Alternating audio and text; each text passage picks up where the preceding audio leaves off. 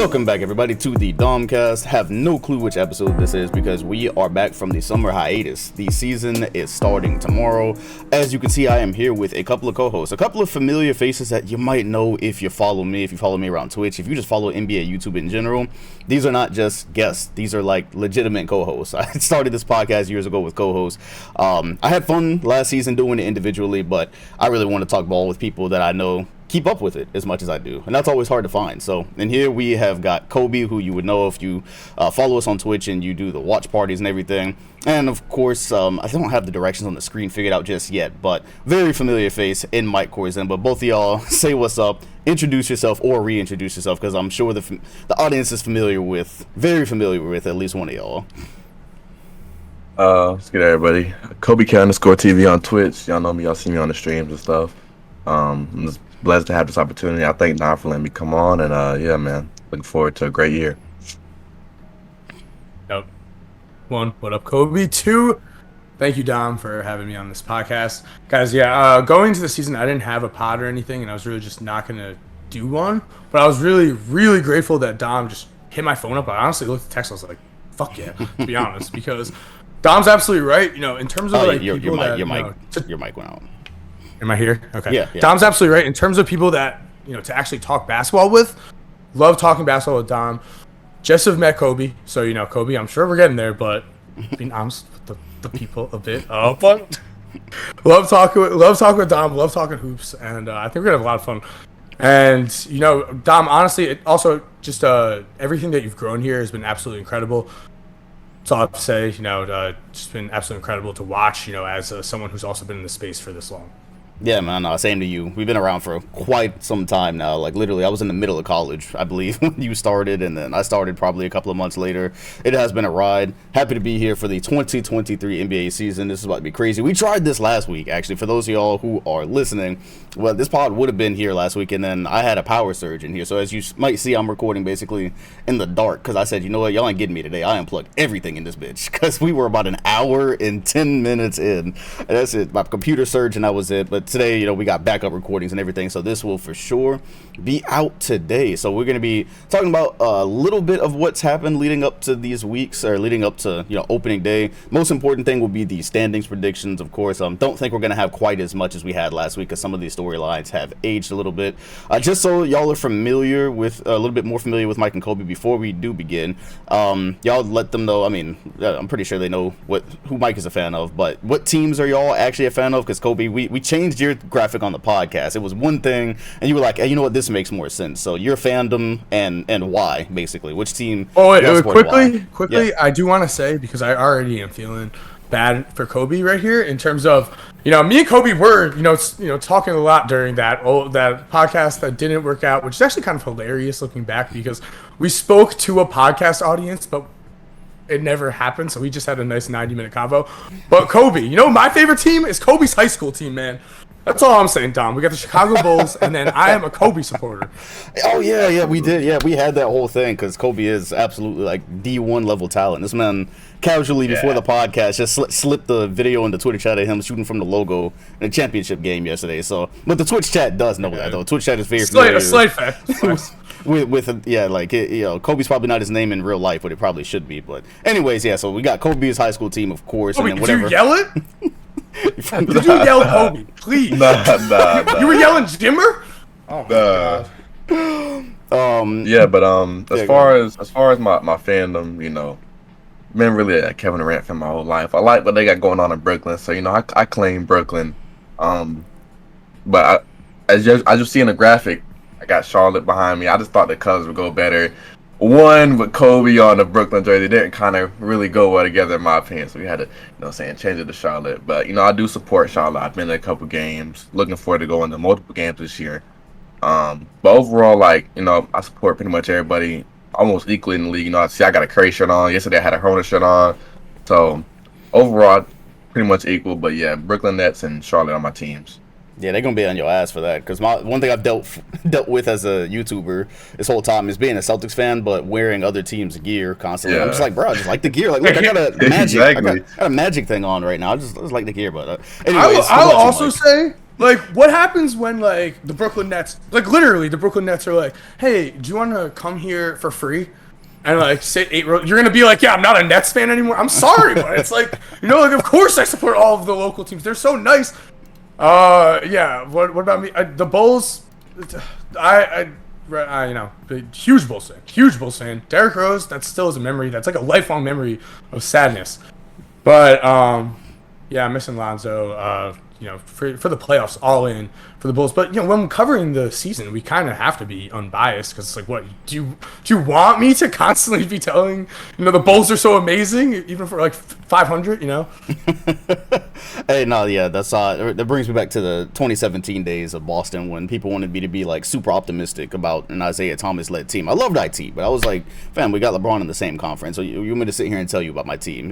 Whatever. That was a long time ago. Gosh, I was a YouTuber back then too, man. It's crazy being a YouTuber long enough that you start covering things like in retrospect, but they're years ago now. But you were a YouTuber when that happened as well. That's the thing that's starting to happen. I'm starting to make retrospectives on things I was actually a YouTuber for. It's wild. Time is passing. Anyways, Kobe, you mentioned you are a Hornets fan, and that is one new development and we could start there because we kind of did a whole thing last week before my power was so nice to cut off for Wenbenyama and Scoot, and well, you're partly a Hornets fan anyways. Like, you're from there, so you support the local team. Yeah, one thing that happened during the preseason, that's kind of why I was glad. I wanted to let the preseason marinate because LaMelo Ball got a grade 2 ankle sprain, I think, in that time. And so he's going to be out. I kind of felt like they should be in those Wenbenyama stakes anyways, because the Hornets strike, and you'll see when we do the standings later, the Hornets strike me as one of those teams that's probably not going to be competing for anything this year. They went on to lose Miles Bridges. That was a most improved player candidate. They already weren't a playoff team. He's gone. Now you got LaMelo out, and it's like, it feels like they're one of those teams in those sweepstakes. But I guess we could use that to kind of segue into talking about what team you would like to see Victor Wenbenyama get drafted by, because we did the whole thing. It's about 2-week-old news now of him coming in and being the 7'4" guy running off of screens and catching handoffs, and what else is he doing? Post fades and blocking shots, just this number of things, right? So you can say whatever you want just about screams at everyone. Yeah, it's ridiculous. Dunking but screaming as he looks over you. That's the real thing. It's like, coming to America, right? You could go put on a show. But the way he did it was like, I'm gonna come here. I am number one, and also, I just dunked on you. Like, he's like a 7'4" guy who's also standing over you and laughing in your face as he dunks on you. Like, I'd already be like, dude, you're so tall, man. Come on. Yeah, no, I love that from him though, right? Because he played against the G League Ignite. For those of y'all who don't really keep up with the G League, like, that's their program for guys that are supposed to be going to the NBA. So everybody in the G League is not going, but if you're on Ignite, you will probably end up there one way or the other. A lot of those players from last year have. We know Scoot will. And, yeah, he came in and put his stamp on it. Scoot did well, too, in the game that he played. But Wemby came in and absolutely just put his stamp on that number 1 pick. People were wondering if he was going to come in here and get exposed and whatnot, if it was going to be soft. And it was just none of those things. He had some weaknesses, of course. But, the thing that I tell people is just don't overthink it. If you get the first pick Wenbenyama. I love your guy that you talked about last week. I love Scoot Henderson. But you pick Vic if you get number 1. What is y'all dream destination for him though? What jersey do y'all want to see Victor Wenbenyama in coming into the 2024 season? God, that would be 2024 season. Feels weird to say, but what's the dream destination though? What's the dream? Of course, Charlotte, man. Even though the ticket price is gonna be probably like $500-$600, I'll make it work. I just want to go see him in person, man. So Charlotte, 100%. LaMelo and Wemby. Okay, Mike. You think that they'd mesh off the court as well? You think Melo and Wemby are boys? Because Wemby's bringing, I think he's got a kind of an entourage with him. I feel. Yeah. I don't know, man. I feel like Melo's real easy to gel with, man. Yeah, it seems like everyone just loves Melo. Yeah. I'm with you. I'd go Houston Rockets. I'm Houston Rockets for Western Conference. They're my absolute team that I'm actually technically rooting for. I'll say Jalen and Jabari. So fun, but also I'm just a giant Jalen Green fan at this point. Like, I've been reading a lot of the quotes he said. I've watched a lot of his work ethic. You can see quotes from people right in the beginning of the summer, and then just look at the end of the summer and see have they worked on what they were just going to say they were going to work on. And Jalen has just come better and better. So I really believe Jalen Green is going to be a monster. He averaged something like 22.5 points a game in like the last 24 games last year, which we all know was really competitive because of the bubble, because of the play-in, right? So like those 24 games are even more impressive.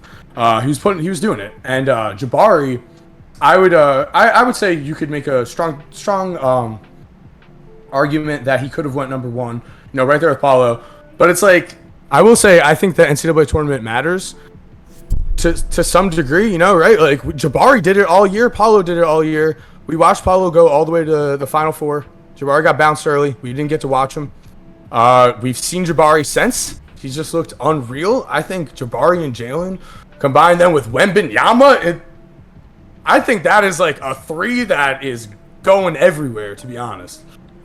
So, yeah, a couple of things. Yeah, Jalen Green, if you were paying attention to the end of last year, he absolutely did start to figure it out. It was rough all the way up until that point. And at the very end, he was putting things together. In the preseason, I really liked some of the things I seen. I think he had a game with like 5 or 7 3-pointers. So once he unlocks that, the rest of y'all are screwed, because once he can get downhill and you have to guard him out there, it's going to be ridiculous. Jabari Smith, for the game that he was in, I know he had an ankle injury. I was watching him at his big size walk into 3-pointers like pull-ups. So that's also kind of like unicornish. Definitely like what they have going on in Houston. That would be awesome. Bear with me real quick though, right? Mm-hmm. If the Lakers do bad enough, the Pelicans end up with that pick, correct? Is that a thing that happens? And so they here, I'll check you with real GM future picks. And so it won't be bad enough. It's not like that's like the pipe dream, right? I mean, 38-year-old LeBron, unhealthy AD, like, Russ. It's not gonna happen. It's not gonna happen. Even if the Pelicans did end up with like a Is it really that unlikely? Is it really that unlikely? Even if they have like the 7th best odds, they had like the 8th best odds and they end up with Zion. So is it really that unlikely? Good point. That would be cheating, bro. How about the fact that they owe either 2024 or 2025? Lakers first round pick to New Orleans, or New Orleans has the right to instead receive the Lakers 2025 first round pick. Yeah, so it goes deep, right? Oh yeah, that's. So there you got 2025. Wow, so it goes on for a while. They can have Bronny and Victor and Zion. Yeah. The Lakers are like, yeah, we're getting Bronny with our pick. It's like, where? Exactly. Okay, so we're getting Bronny throwing lobs to Zion, dog. Yeah. The dream, that's the pipe dream, right? Because I like the Pelicans. I think they're already I think they're like a year away from contending. So some way, somehow, but that's the dream. I love the Rockets as well, but to go with the difference, I would say OKC. That would probably be my preferred destination. I'm just dreaming of a Shai Gilgeous, Josh Giddey, Lou Dort, Chet Holmgren, and Wenbenyama lineup, and finally seeing the Thunder play, because it looks like they're about to go through another year of more than likely tanking. Like I think some OKC fans didn't like that I pointed that out, but it was just kind of the obvious joke to make. Like, it is what it is. Shai Gilgeous has a knee sprain or something like that? It's some type of sprain, and he's going to be out. Chet is out, so they're clearly going to be in those sweepstakes. But yeah, there's a lot of places for him to end up that just don't have to be Utah. That's the thing, right? It just doesn't have to be the Utah Jazz. There's great places. I'd be fine if he ended up with the Hornets, because at this point, if you have to be looking at that going. Like, there's no reason to be stuck that far down, but not all the way down, not as far down as you can get, so you can get that pick. I would love for LaMelo to get some legitimate help, so they don't waste a flash down there. But yeah, there's a lot of interesting places that he can end up, and I will be furious if it's Utah, because there's better things they could do there. So yeah, sorry, San Antonio. Utah, fine, man. More freaking Mormons unite. San Antonio, you've had your time. I wouldn't be mad though. I wouldn't be that mad. With the Spurs, I would not be furious. That's because about you guys are just chill with Tim Duncan's calm demeanor. I just don't want to see him in they don't rub you the wrong way. What'd you say, bro? I just don't want to see Victor. 20 years. I don't want to see Victor in those traffic cone jerseys, bro. That's all it is. I don't want to see him in those jerseys. I really don't. Kobe, you know what's gonna happen, Kobe? When the Spurs suddenly get Wenbenyama, and suddenly it's like, well, the Spurs are the best franchise in the NBA history. Then we'll see freaking Spurs have won too many titles, man. Let's spread around the wealth. That's all I'm saying. Man. I don't want it to happen, but I wouldn't be mad if it happened. And they got Duncan. The way they got Tim Duncan was the luckiest way ever as well, in terms of Robinson getting hurt. So it's like, I wouldn't be mad at all. Whoever gets whoever. But Yeah. I think there could be more fun teams. For sure. Yeah, if we can't have our choices and it's like Spurs and Jazz, Spurs, like I'll at least watch Popovich groom another star, whatever. I'd be fine with it. Also, just before we leave the Wenbenyama section, did want to give a little bit of love to Scoot Henderson because he probably got overshadowed just by Wemby's highlights, but he also had a great first game. Didn't back down. Got a shot blocked a couple of times. You knew he was going to try to dunk on Vic. Eventually, it didn't go the way that he probably hoped. But yeah, the game before he got hurt, he did great. I just want faithful podcast listeners, I just want you to think back to a year ago when covering the G League and I told y'all there was a 17-year-old kid playing against grown men that you were going to be hearing about him. That kid was Scoot Henderson. Go back to like one of the first podcasts last season.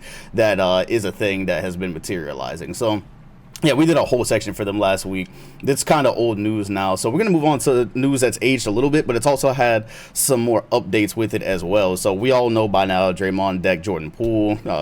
He's fine. He didn't come out with a black eye. He came on preseason. He actually hooped, and he got his extension. Jordan Poole got his money. Andrew Wiggins got his money. Draymond Green has not gotten his money. The Warriors are pretty deep into that luxury tax. It's looking crazy, but they opened it. You know what? They did what they're supposed to do. They won a championship. They brought their guys back. That's kind of just how it's supposed to go. We were kind of past the news of the punch. We did a whole argument about it last week. What should have happened? What shouldn't have happened? It is what it is. But I want to know from y'all, where is this going with the Warriors? Because it does feel like about a week and a half later, it's not that important. It kind of is. We've heard a lot of comments, right? We've heard Draymond going, we're trying to handle this like professionals. Jordan Poole said the same thing. We're just trying to go win a championship, trying to hang more banners. There is the case of Draymond's contract and some of the things he said. Like, they asked him about his future there, and he's just going, oh, well, I'm under contract right now, and I'm under contract next year if I so choose to be. Like, I can play here next year as well. But it's all been kind of like it's just business, and we don't know what's going to happen, where he's going to be. So what do y'all think about the whole situation? Do y'all think this is going to affect him throughout the season? Do you think this is Draymond's last year as a Warrior? Just how do y'all view this whole thing that's now probably about 2 weeks old? See, they extended Wiggins as well as Poole. So then you're kind of looking at Draymond with the side eye, like, okay, like, we know what's next. Like, it's his contract that says it next. But also, shout out to the Kai. I seen a tweet that he had like a year ago. It was like, had to make a decision between Clay, Draymond, and Poole. I think Wiggins. And Nikias was saying that Clay was the odd man out, and I disagree. I think, whatever happens, you don't split Steph and Clay up. I think you can replace Draymond, but there's no way in hell you're gonna be able to replace Klay Thompson. So I think that this is the last season that we'll see the three of them together. If not this season, it'll be next season. But I don't think after this contract, I don't think he's gonna get another one from the Warriors. I think I think yeah, for sure. It definitely looks like that for right now. I'll say my biggest concern isn't even like all this contract stuff right now, right? Because it's like that is in the future. So these are the Golden State Warriors. They just won the title. They're on a mission to get back there. They do have a window that is closing. Like, we can't just pretend that Steph Curry isn't getting a bit older. Clay's getting older. While guys that are young, like Poole and Wiggins and them, are continuing to come up, Steph Curry is the guy that's winning you a title. So his prime is what matters, to be honest. So if Draymond fits into that for 2 more years and you get the most out of that, then sure. That's what I would go with, to be honest. Like, again, I'm going off of Steph Curry. That is the only man I'm going off of. No one else really matters to me. Like, everyone else is amazing. The Warriors organization is all amazing, but I think you go off the Steph Curry decision at this point. He's the guy that's extending your championship window, especially when it's not a decision that's going to mortgage your future. Like, Draymond right now, we're talking about luxury tax stuff. We're not talking about giving up a million young assets and stuff. So with that in mind, yeah, it's like, what are you really fighting for? Like, do you believe that Moody, Wiseman, Poole, and all of them, as soon as, Steph is gone in 3 years, are those guys that are right back at the top of the West? If that's the case, then sure. But I'm really more concerned, I'd say, about what this beginning drama just means for the rest of the year. Like, it would be wild to be like, cool, Draymond had the worst experience, whatever, that he's done before the year began. And now he's just going to be chilling all year, and we're not going to hear a peep from him. And the Warriors are going to have perfect team chemistry, and everything's going to be good. I don't believe in that. So I think, yeah, decisions might be made. They might be forced to be made. Draymond, I defended for so long. In terms of, I always was like, he's that guy that gives you that energy that you just can't get. Like, he, at the end of the day, in the NBA Finals, like, he does play at an extremely high level. Can't ever take away in a Game 7 versus LeBron James. It was Draymond Green battling with him. Okay? But, yeah, is he taking too much away? Yeah, probably. I mean, at this point, the answer is probably right now, yeah. But the answer, I think, is also the Warriors are like, what do we really do here? Because we can't just trade him and get nothing. He is our championship window. We do have to we do have to rely on Steph Curry here. What Steph wants as well. Like, Steph isn't that guy that is fully going, hey, you got to do what I say. But it's an incredibly tough decision. Very, very hard. End of the day, I think Draymond will be given a second chance. I think we'll see if he's able to do it. But it's like, yeah, where's his own head at? What's his own mentality in press conferences? Because if it's not like, yeah, I messed up and I got to make this up to my team, then this is a lost cause. I always have this thing that I say on the podcast and videos, and it's that everything in life is optics. Now, optics just aren't great for Draymond, being that a similar situation happened 2-3 years ago when Kevin Durant was in his contract year and the whole thing blew up on live TV with the Clippers, and they had to suspend Dre for that. Don't know if KD was leaving before that happened, but regardless, it looks like you told him a lot of shit. We don't need you, blah blah blah, and then KD decided to go after he tore his Achilles. Whether they won and he stayed or not, who knows if that would have happened. And then you have this with your young guy who, thank God this didn't, it wasn't really that bad that it affected his contract and all that, because J. Poole is there to stay now. They are going to have to invest in the youth at some point. They are pretty much doing what the San Antonio Spurs had been doing all those years. They had that championship core. They were trying to retool it, and then you were hoping like one of the younger guys would have star potential, and you can kind of replace pieces of the core. So it's kind of like the slow steps that they're taking. To me, it feels like this is probably Draymond's last year with the squad, because just none of the vibes that I'm getting feel like he's all in on wanting to stay, or he probably does. They've won championships there, but everything from even earlier in the year or earlier in the summer when we're looking at his contract extension and we're like, wow, the Warriors really going to pay him the money that he wants. Is any team going to pay Draymond the money that he wants now? Like, just as a player, he's probably not worth what he wants anymore. So there's that. He's going to pick up his last year on his contract. And then that would give them next year as well. I guess a lot of that depends on if they go on to win. Because if they repeat, it'd be hard to imagine that Draymond's not a part of this equation next year as well. But then again, there's just a lot of things behind closed doors that we don't see. The Warriors, in terms of chemistry, like, again, this is a team. Steph, Clay, and Dre barely played together last year, and they still went on to win a championship. Like, they figured it out in the playoffs. So that team is like Teflon. Like, things happen. As long as it's not a fatal injury, they seem capable of always kind of pushing through and figuring things out and being competitive. So we're going to talk about the Warriors a little bit more just as a team and their repeat chances and all that, because we do have a standings conversation coming up.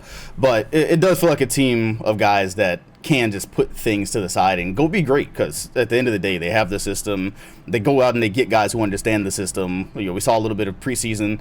You get guys who understand how to cut, who understand how to pass the cutters, all that good stuff, and it just works. They just go in and it works, and they win games and they're competitive. But yeah, it would be really interesting to see, man, because a lot of the comments that we've got, even Draymond's whole comment about contract extensions and letting that linger over a team and such, and him saying, like, yeah, certain players don't do that, and if you're going to let a contract linger, you better be ready to deal with what comes with it. Everything just sounds like business right now. Everything's totally more business and less family, so it's going to be interesting. But yeah, if I had to bet on it, I'd be like 1 or 2 more years. And it's about time anyways, right? What are we in 2020? We're going into the 2023 season. This has been going on since fucking 2015. And even before that, they were building. It seems like 10 years in, right? It's been marinating not even marinating. They've been at this for a really long time. So, Very true. Yeah, it's been going on for a long time. The end is somewhere near, right? Even if it's not this year or next year, the end is somewhere near. These things do not last forever. But could be a problem. My bad, Kobe, you go. Even in 2019, when he signed for, like, what was it, 4 years, $100 million? Like, people were still looking at kind of like they weren't like looking at oh that's a bad contract. They're kind of looking because I was like okay, I mean 100 million for Draymond, I guess like Right, you know what I'm saying. So especially now he's digressed a little bit. I just don't think you give him another contract like that. It's definitely tough because you're okay. So I'm looking. I pulled up his basketball reference, like to finish off the year. 5 for 10, 2 for 5 from 3. He had 12 points, 12 boards, 8 assists, 2 steals, 2 blocks. And to close out an NBA championship. So it's like he is that guy, but it's like you're paying for that guy to not try as hard during the regular season anymore. I don't know about that. That is definitely a very tough one, especially. I think age it does have a big role, but in a mentality way as well, right? Because now Dre is like he is. I would be mad if I hadn't gotten the money that I thought I deserved, and younger guys on the team, while I had been here for forever, we're getting that money, right? But I think that's understandable. The way that he's gone about it has been awful. So it's like you can do that, but now you're doing it in such a horrible way that no one's on your side. Also, now he is the full vet, right? He is the veteran. There is no Sean Livingston. There is no Andre Iguodala above him to be like, yo, Dre, chill. He is the guy. So who's telling him to chill? No one. Yeah. It is Iggy is there for one last ride, but I get it. I get what you mean. He doesn't have the more like I get what you mean. You're right, but I'm talking about more like absolutely. Iggy's there, but washed. It's more of like he's I don't want to say Wiggy's washed. He's UD, yeah. Also, you're right though. No, you're right, and it's like Haslam though too. Has like stuck around Miami, but it's like more like when they were like like a more veteran presence. That presence was felt strongly in their stars, right? Like LeBron would still. Could look at a Udonis Haslem type. He's been there. You could gain something from there. But then when Udonis Haslem is, I didn't use the word washed. But, when you're more, older in your career, it's way harder to look at that guy and be like, yeah, he's listening to me. It's like it's their team fully right now. And it's not looking great the way that Dre's acted with that in mind. Yeah, it's gonna be a fun situation to monitor. This is the thing, right? Repeats is why one of the reasons repeating is so hard. I mean, not every team has a core piece punch a younger player in the face, but there's just always some kind of crazy adversity that goes with it. So if you're not a super team, repeat, and even then you need a little bit of luck. Going back to back, I had already said before this summer.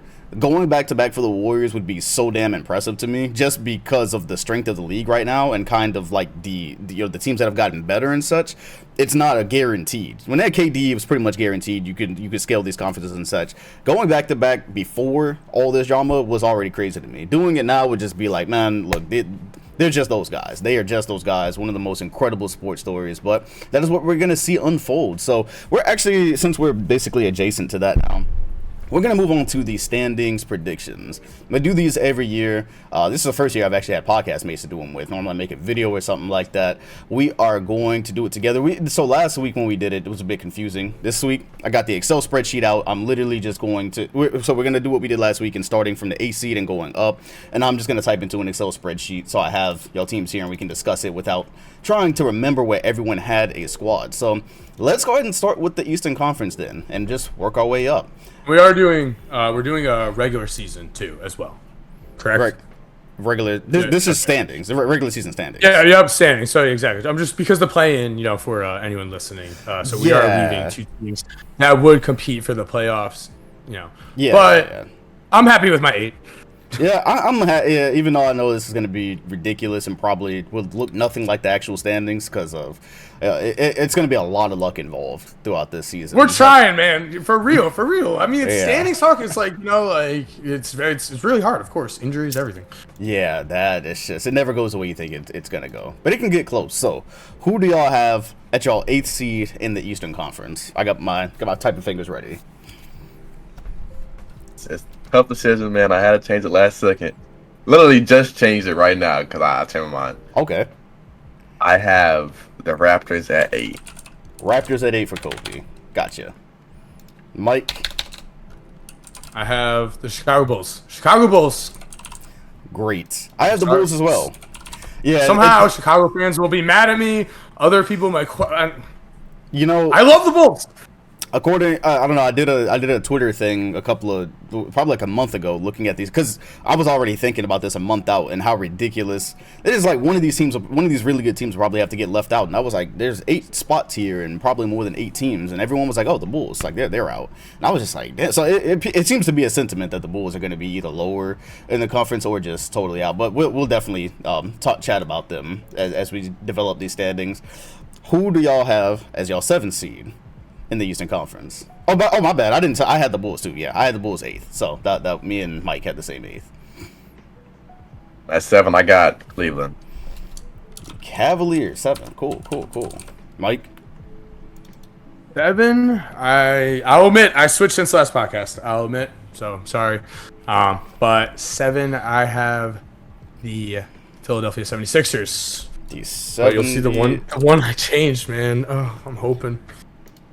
Okay, cool. I had to make sure I was still recording the right screen. Oh, the 76ers. Okay, they're 7th. Oh, yeah, that's definitely different than what we had. I dropped them. I Cool. think I'm thinking we've got well, this is regular season, so yeah. No, this is gonna make for some interesting conversation. I have the Hawks 7th, which makes me the lowest on the Hawks, and we're gonna talk about the standings. But once again, for those of y'all watching, just understand that these standings are all separated probably by the time it's over, like by 1 or 2 games. So I really believe the 7th seed in the East this year is gonna be like 2 games behind 3rd. So if you're a Hawks fan, it's not that I don't believe in you. This is just a tough ass place to be right now. What do y'all have at number 6? I got the Heat. Okay, Miami's gonna fall. I have the Brooklyn Nets. I've come back. I see. I've come back on the Brooklyn Nets. I'm sorry. So everyone, I will admit fully, last podcast, I'm taking it right here. Boom, right here. I did not pick them last time, so if you want to call me flip-flop already, that's fine, but it's not true. We did not make official picks. I have Brooklyn Nets, though. I believe more than I had. I threw them out of my top 8 before. I think that's went a little too extreme. Yeah, that is the thing that happened. I did not change it. I thought about it really hard. You know what? As a matter of fact, I don't think I changed it. I had the net 6th. I'm pretty sure I had the net 6 in the podcast last week. I thought I went through in a minute there, but I guess not, huh? Yeah, but that's why I'm keeping them. Yeah, so I do have the net 6 as well. So me and Mike so far agree on looks like 2 of these. Where are we going at number 5? Right outside of the top 4. Who do y'all have as y'all 5th seed? 5, I have Boston. Damn, cool. Kobe's got the Celtics. 5, I've got Miami. 5, I have Miami. Okay, y'all.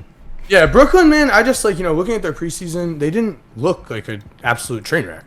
I feel like you could like the Lakers. I'm like, Russ off the bench. What's going on? You're losing by 40 points to the Kings. Yeah. Oh, the West is gonna be fun. I can't wait. We're literally. I think the standings are gonna carry us the rest of this podcast. There's so much combo to be had here. At number 5, I have the Cavaliers. I have some questions for that team, but we will dive into that as we break down the standings. All right, we are inside the top 4, which is gonna be vastly different for all of us because I think all of my top 4. It's gonna be very different. Kobe, what do you have top 4? Or just your 4th. Your 4th. Yeah. I got Atlanta at 4. All right, so the Hawks are in the top 4. Mike has the Hawks in the top 4. At number 4, I guess I took the easy way out. I went ahead and went with the Sixers. I don't believe they're going to fall that far, but that is definitely going to be a fun conversation to be had. I think, there's plenty. There's plenty there. Number 3. I have the Sixers. Okay. Yeah, I wouldn't say that's the easy way out. That's that's believing in their current team with like James Harden and everything stepping up. But yeah, it's, for number 3, I have the Celtics. Okay. You got the Celtics at 3. For number 3, I went with the Celtics. Yeah, damn, me and Mike had like a lot of the same picks here. I had Boston 3. I believe they'll be able to hang on even though they are dealing with some adversity. So at number 2, you've got. Number 2. I just might do it, bro. Oh shit. I just might do it, bro. Live on stage. I just might change it, bro. At number 2, give me Milwaukee. Okay, so that means give me the Bucks at number 2. Number 1 for Kobe will actually be the Nets then. Mike, how did you have this? Man, I guess you can give you 2 and 1. Whew, the Nets at number 1. So it all comes together. Finally. You know what? I want Ben Simmons. I after JJ Redick's podcast, I really am hoping Ben succeeds. I have the Bucks at number 1 myself, but my number 2 is the Cleveland Cavaliers. Oh wow, okay. I'm a huge believer in the Cavs. I think they're being like super slept on at this point. I'm like, I see. Garland, young all-star Mobley. Were we not just talking about him as transcendent, top superstar like talent? Like I get that Wenbenyama's around right now, but Mobley's out here already proving he can do it on an NBA court. Combined with everyone, Donovan Mitchell, their whole team is nuts. I think they're going to be pretty insane this year, to be honest. That's going to be a fun discussion. The Cavaliers are going to, because we all have them in vastly different places. Mike, you've got them 2nd. I've got them 5th. And Kobe's got them 7th. My 2 picks for the top 2, I had the Heat at number 2, and I had the Bucks at number 1. Maybe I'm just still traumatized from almost having lost to the Heat in the final minute of Game 7 and Conference Finals and actually being there live, and knowing that team was barely playing together at all last season and still being able to pull out the number 1 seed. So, I don't know. I guess that team, to me, even though they didn't really get better throughout the offseason, I don't know. Maybe it's a traumatization thing, but we'll get to that because let's just go ahead and break down what we have here in the standings. So, wait, I need to know. Yeah, when that shot was up in the air, right, in person, how quiet was it? Oh well, no! Gosh, okay. It was not quiet because it had to have feel. Did it feel slow? Yeah, no, for me it was. Gosh, it passed. It was like a minute, so it wasn't quiet because by that point Boston had blown. Like they won the game already. They won the game with 2 minutes left, and little by little they were just losing it, and so the crowd was hyped, and that went up. It was actually slow motion for me because when the shot missed, when I think Marcus Smart missed a 3 before that or something, or a layup, and I think we were only up by 2. So as Jimmy's dribbling the ball down, I'm like, this is it. We fucking blew it. I was like, we fucking blew it. I knew some way, somehow the shot, whatever happened next, I was like, we fucking blew it. I'm sitting here in the crowd. I'm getting to see my team go to the finals. No, I'm not. We fucking blew it. And when the shot went up, I was so certain that shot was going to go in. I have my reaction on video. I vlogged it. I was so certain that shot was going in that when it missed, I didn't even have anything to say. I just kept saying like, holy fuck, like over and over again, because I was so sure that everything that happens in my time as a Celtics fan was culminating into that moment. Those are the things that happen. Stupid shit happens to us, like literally every single year. At least one really stupid thing happens, and I figured that was it. So yeah, I'm still traumatized. Jimmy Butler still has me traumatized. Like in my mind, that shot went in because it was supposed to. It was supposed to. But like it felt like destiny. Yeah, I'm so glad. Whatever, we lost the finals, but I'm so glad it didn't end right there. That was terrible. Kobe, why do you have? So being and Mike have the Bulls making it. What makes you pick the Raptors for the Bulls? This is pretty much play-in territory, so this is where the situation can go either way.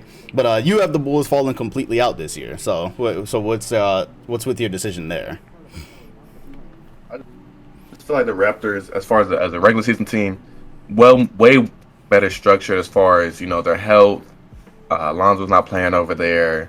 I just don't like the idea of running Vucevic at your center in 2022. To be honest, I like the way I'm always a big fan of how Nick Nurse coaches games. I feel like it's really meant to shock a Warriors or a Bucks. You know what I'm saying? Be able to win those big games in regular season because they're not used to playing that type of pressure and type of defense.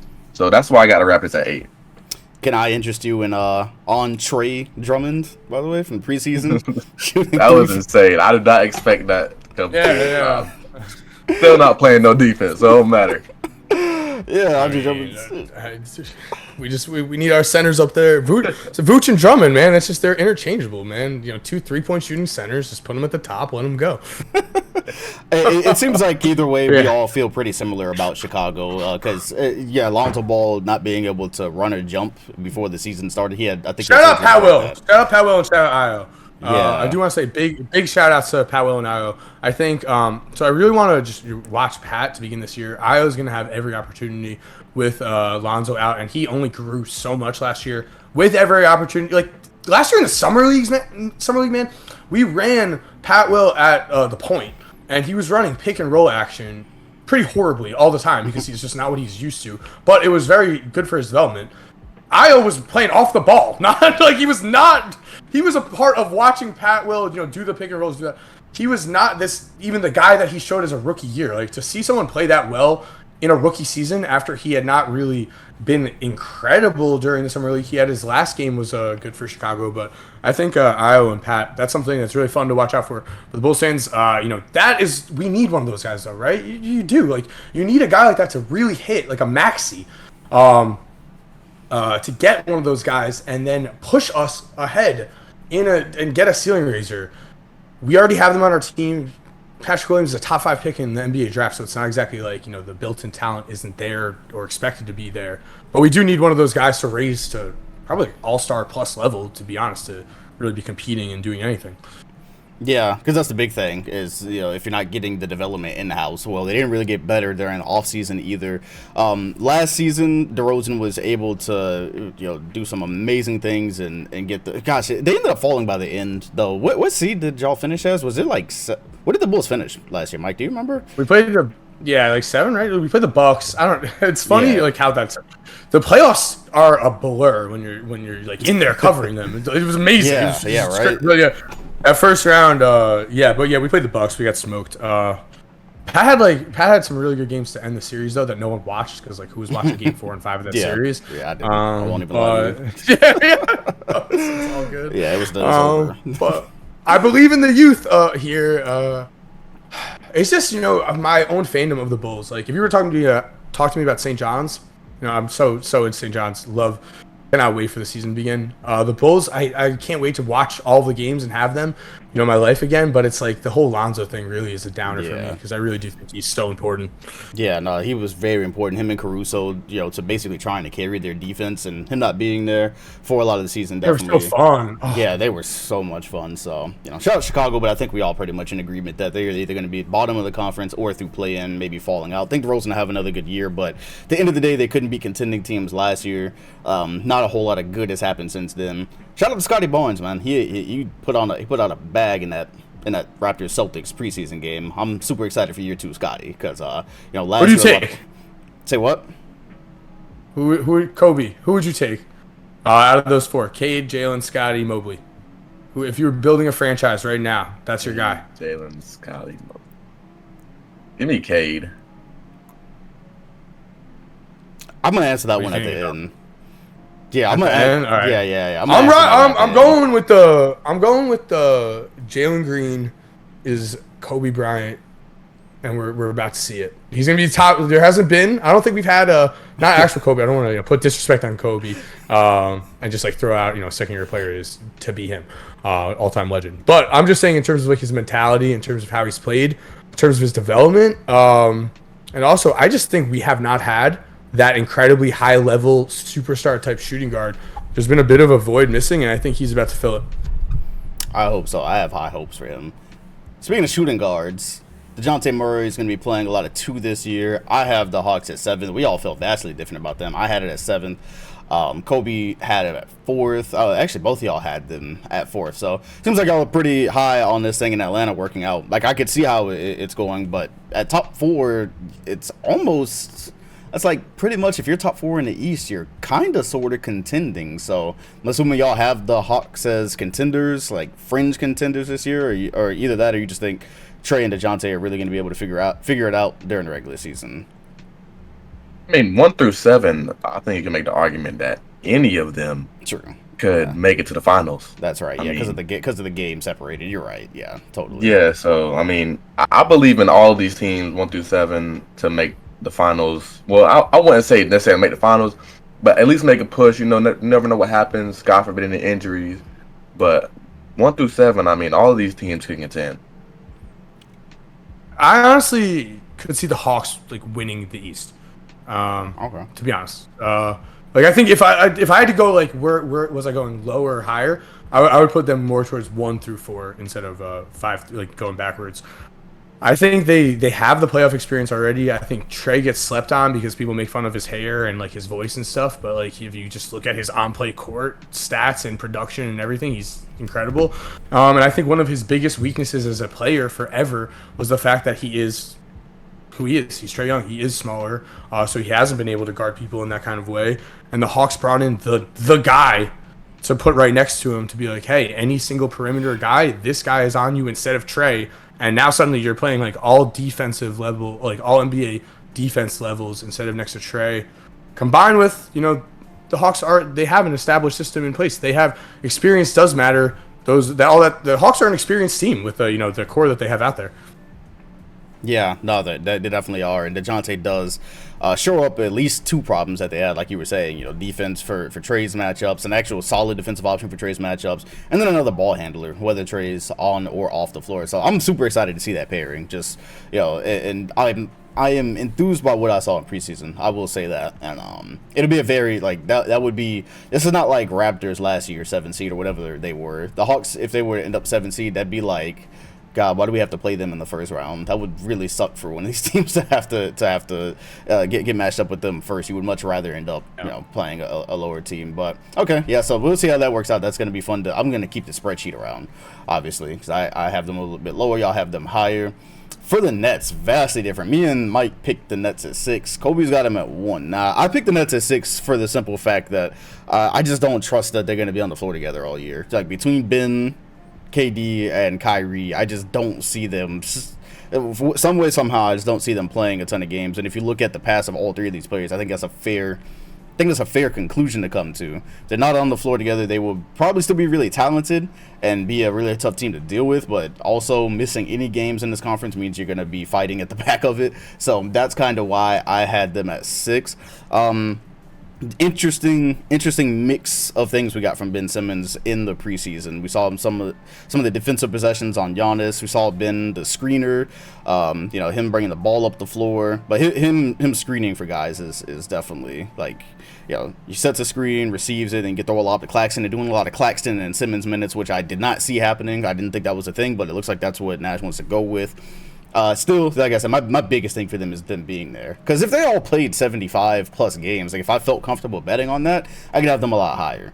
That's why I have them at 6. Kobe, what makes you, besides the fandom, what has you putting the Nets at number 1? You believe in it that heavy?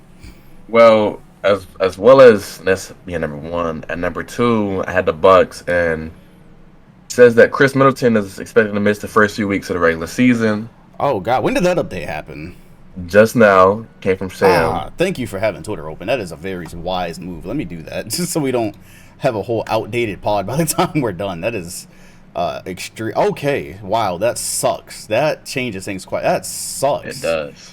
Is it stay strong? Giannis MVP. Is it with leave the same, that 1 seat wide open? Is it with the same injury from last season? Be. First few weeks of regular season as he rehabs from off-season wrist surgery. I must have missed that as well. Okay. All right. Damn. Well.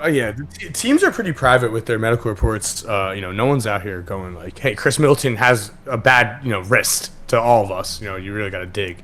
So. I don't remember hearing that. Maybe they. Anyways. Okay. Yeah. That. Yeah. So as far as the Nets number 1 though, man, it's just preseason. Well, nobody going try hard enough, but when they played the Bucks, boy. They had smoke. It looked like a thing of beauty. They had your reason for why the Nets are number 1 is that Chris Middleton's hurt. That is not the sole reason. That is one of the reasons. Overall, man, they looked phenomenal when they played the Bucks, and when they played the Timberwolves before. I don't know what's up with Ben Simmons fouling out. Before he got fouled out, they looked phenomenal. They still look phenomenal throughout the game.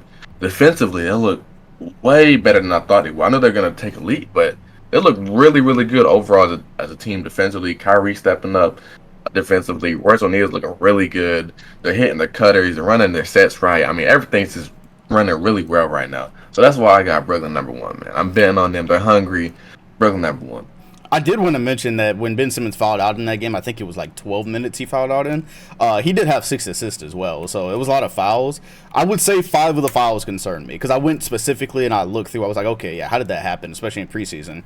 And it was, they're playing against Minnesota's double big lineup, and like 5 of them it felt kind of like he's trying to guard big, because we talk about Ben Simmons playing center this year. We talk about him playing big men a lot. The only true center they have in name for Brooklyn is Claxton, and then like I'm not sure how much Day'Ron Sharpe is going to get, but luckily the NBA is played kind of positionless. Not everybody's running double big lineup, so it's not like it's the 2000s. You're not gonna have to worry about Ben Simmons guarding twin towers every game.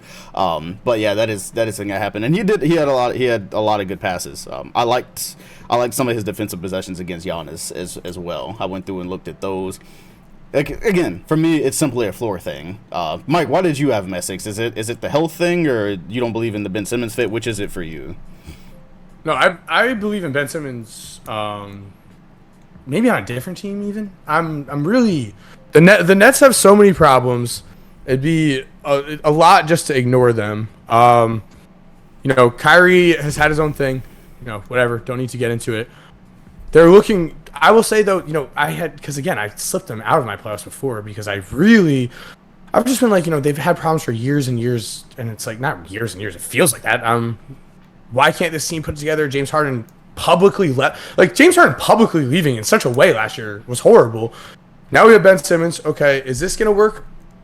Yeah, the preseason does look actually really good. I am though, of course, worried about like all of the past and everything. Like you said, Dom. If you could sign us up for like 75 plus games with these guys out there playing, for sure, they could be unreal. The hunger is there, the motivation is there. KD just watched Steph won a ring, and then it's like suddenly the whole like, oh, KD can shoot over everyone talk. Oh, KD's number 2. It's like Steph went and did it. It's like, well, KD, you're gonna match for your own legacy. Let's Kyrie, everyone. There's a lot for them to play for sure. I'll say though. The Ben Simmons and any of that with like a true big man like inside, I would just want to ask anyone a real question. Really, like obviously being an NBA big man is one of the hardest things to do. It's the most physical thing. You are like a Steven Adams type is who you're going against. Like that guy whose sister is an Olympic shot putter, and then he turned out to be 7 foot tall. Like that is an NBA center. Okay, he is elbowing you in the throat to get a rebound if he needs to. He doesn't care. So there's a reason why Claxton's on the court, because these guys don't want to be taking these elbows. They don't want to be getting shoved out of bounds. They want to be playing physical, nonstop all night guarding that 5. So it's like a team that is able to guard 1 through 5 is all great. Giannis will bully you. Giannis will elbow you. Okay. So that's why he works at the 5 and the 4 like that. He will. It doesn't matter how big you are. He doesn't care. But if you're going against guys that are shying away from contact down there on their own drives to the basket, it's a little bit concerning to be like, yeah, you're going to hold it down defensively.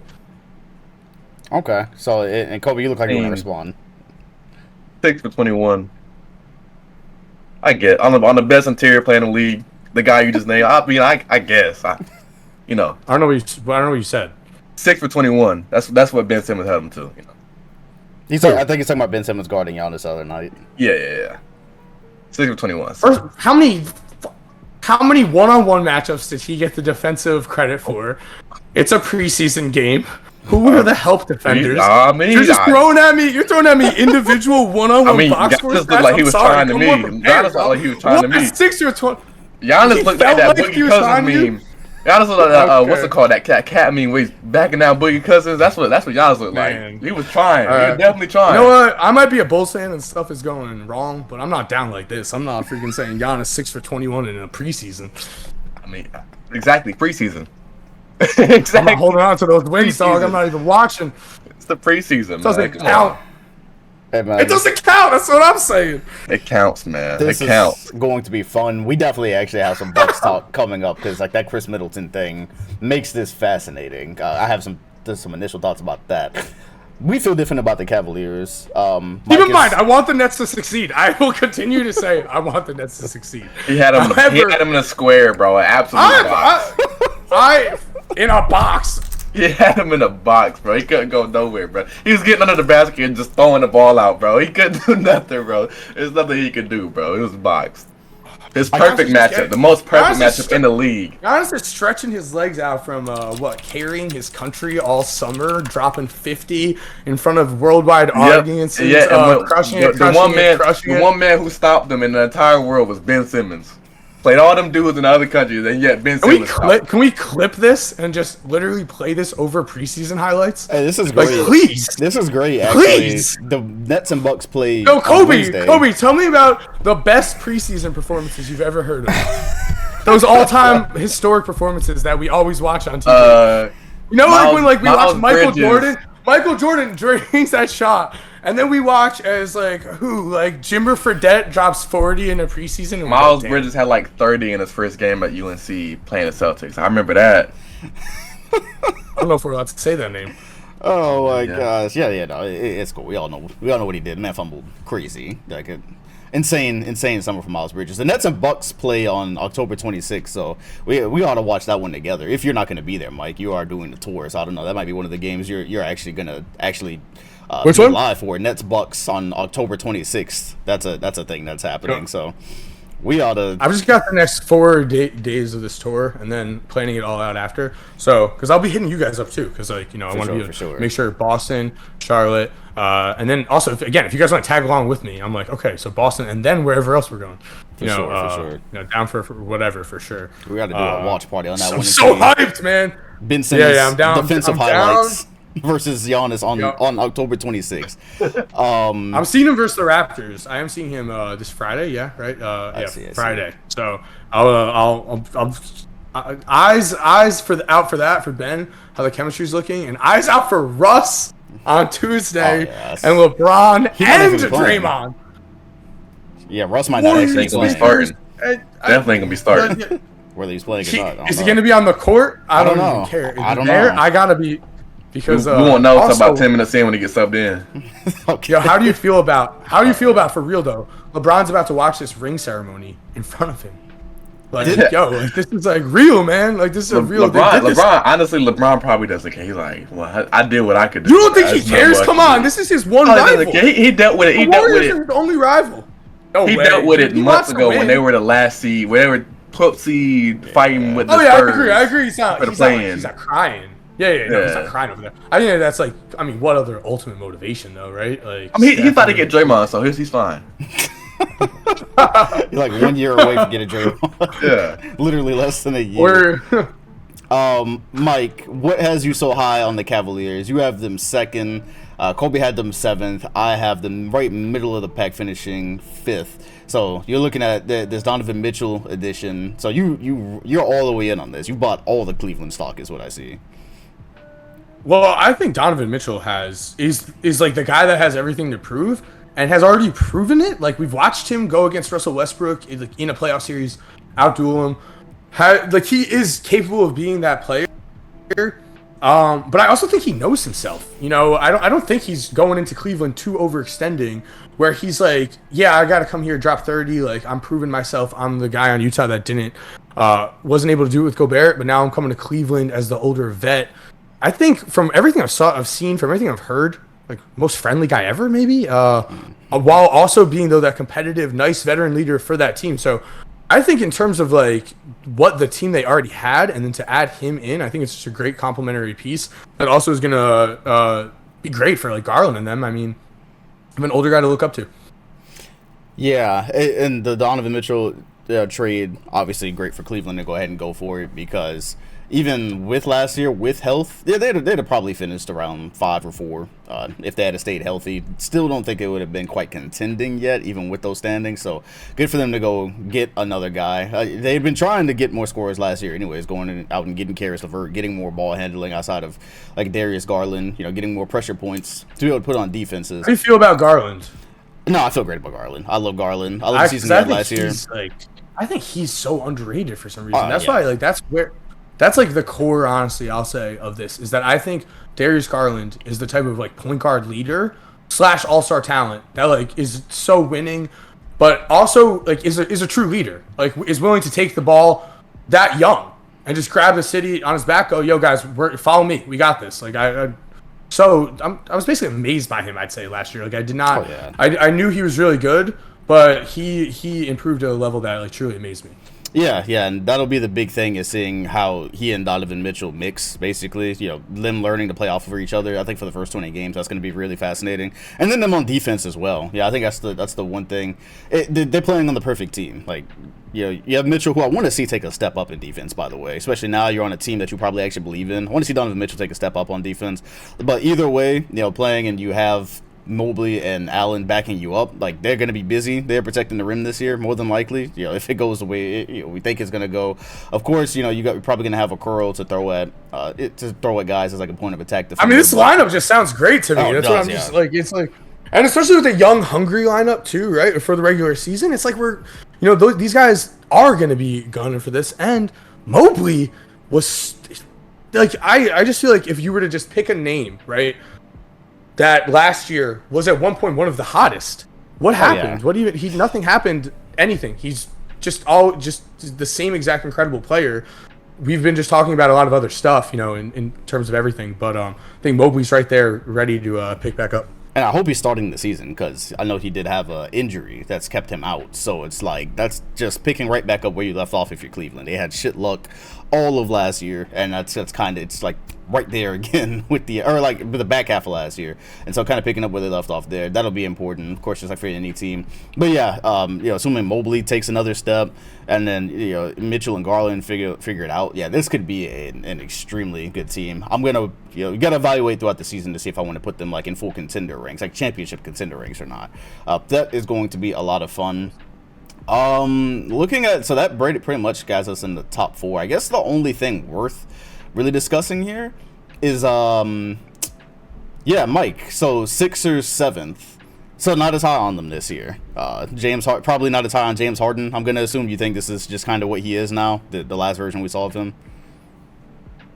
Yeah, I'll just be honest. I mean, if the Sixers were to make like the Eastern Conference Finals, they'd be proving me wrong. I'll just be honest with it. I think with everything that the Sixers have been doing, they've been doing it. I think other teams are just simply better. Like I would take the Bucks right now. I do think like teams like the Nets are real wild cards that could actually really emerge. That I think they have higher level talent. The whole Harden situation was super weird. Like I don't even understand what his what was his press conference. Like people were like, oh yeah, he knew he didn't have a good team, so he didn't play. Okay. Embiid, I feel for. He throws it all on the line. Every single time I've ever gone to Philly, I love Philly. Like the court, I love being in there. I love everything about going to Philadelphia 76ers games. They're awesome.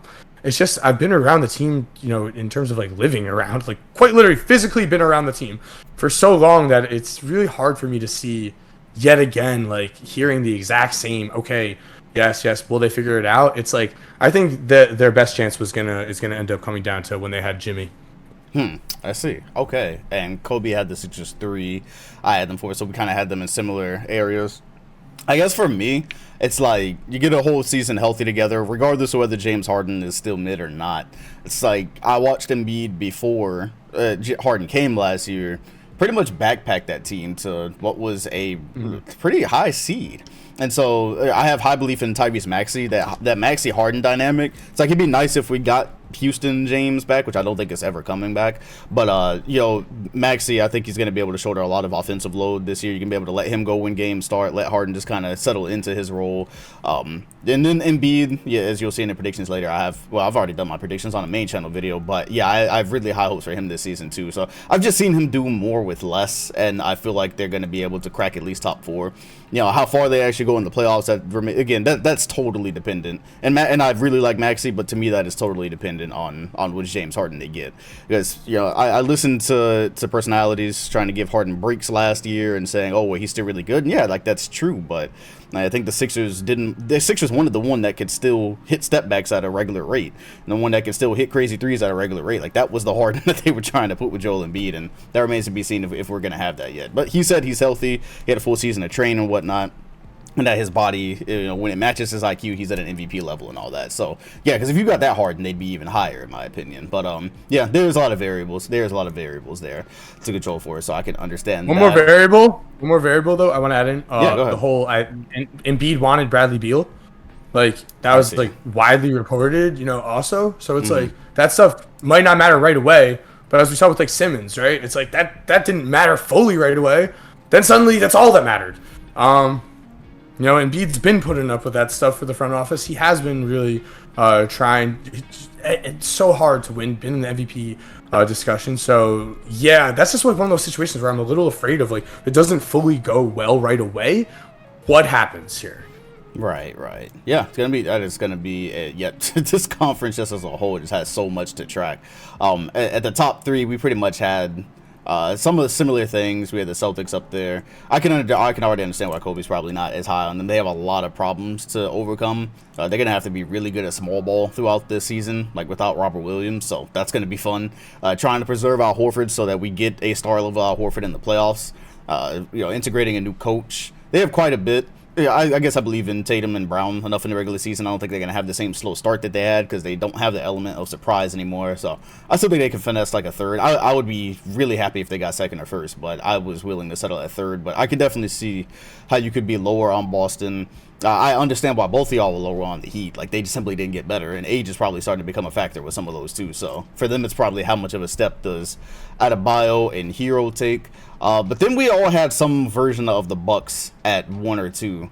And like that becomes interesting now with this Chris Middleton news. He's gonna miss the first few weeks of the regular season, but we'll see like when he actually comes back.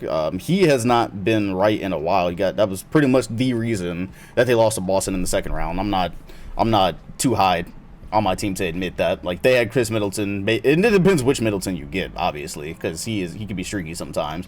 But yeah, with Middleton, they could have definitely won that series.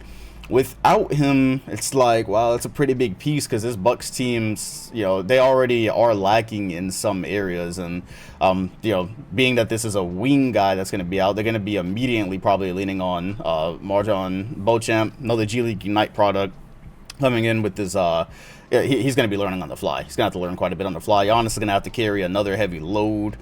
Other than that, it's like, does that change anything for y'all? Because I had them at number 1. Mike had them at 1. You have them at 2. No, with Chris Middleton's health questions, does that make it? Would y'all end up changing the Bucks where y'all have them, or is it just kind of like you think Giannis will be able to hold the fort for most of the time he's out?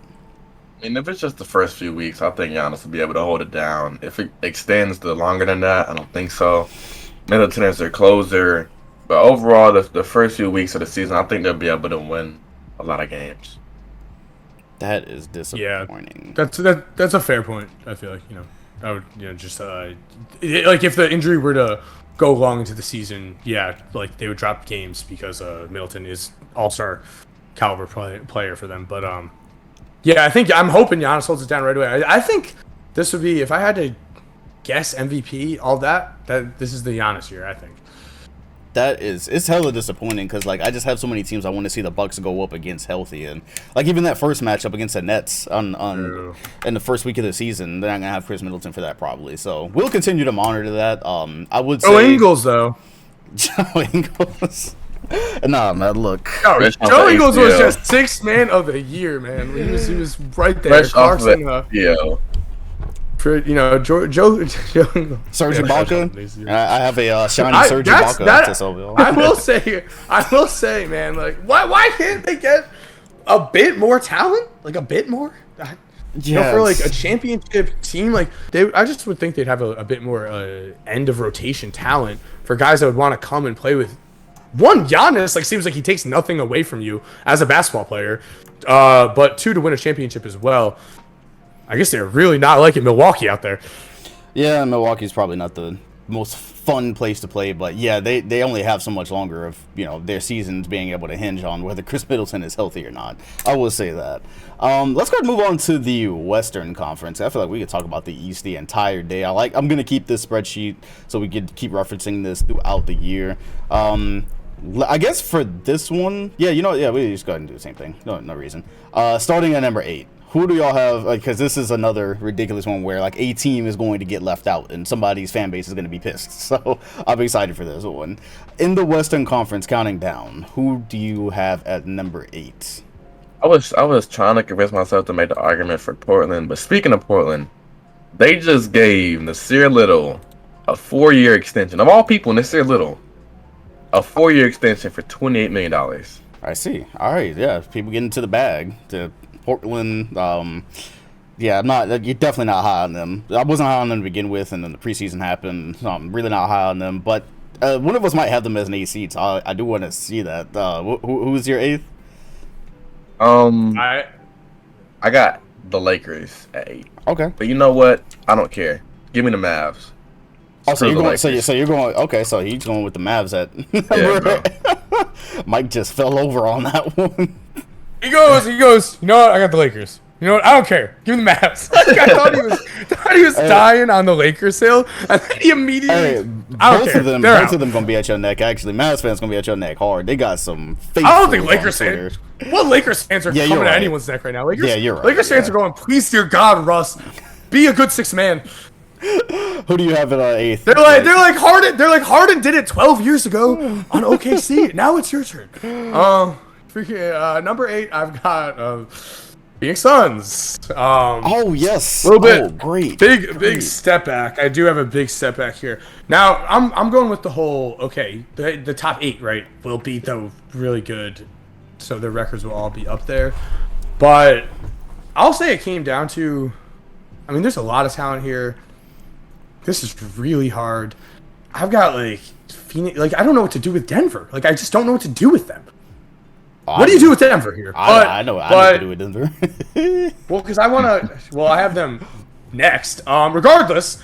But Phoenix, like I'm just believing in some of these younger teams with like. Then you add in like Memphis. I don't go through the whole list, but I just believe in the younger teams. Add in teams like Golden State being ahead of them, I believe, as well as a team like the Clippers, who is a veteran team, emerging, I think, also ahead of them.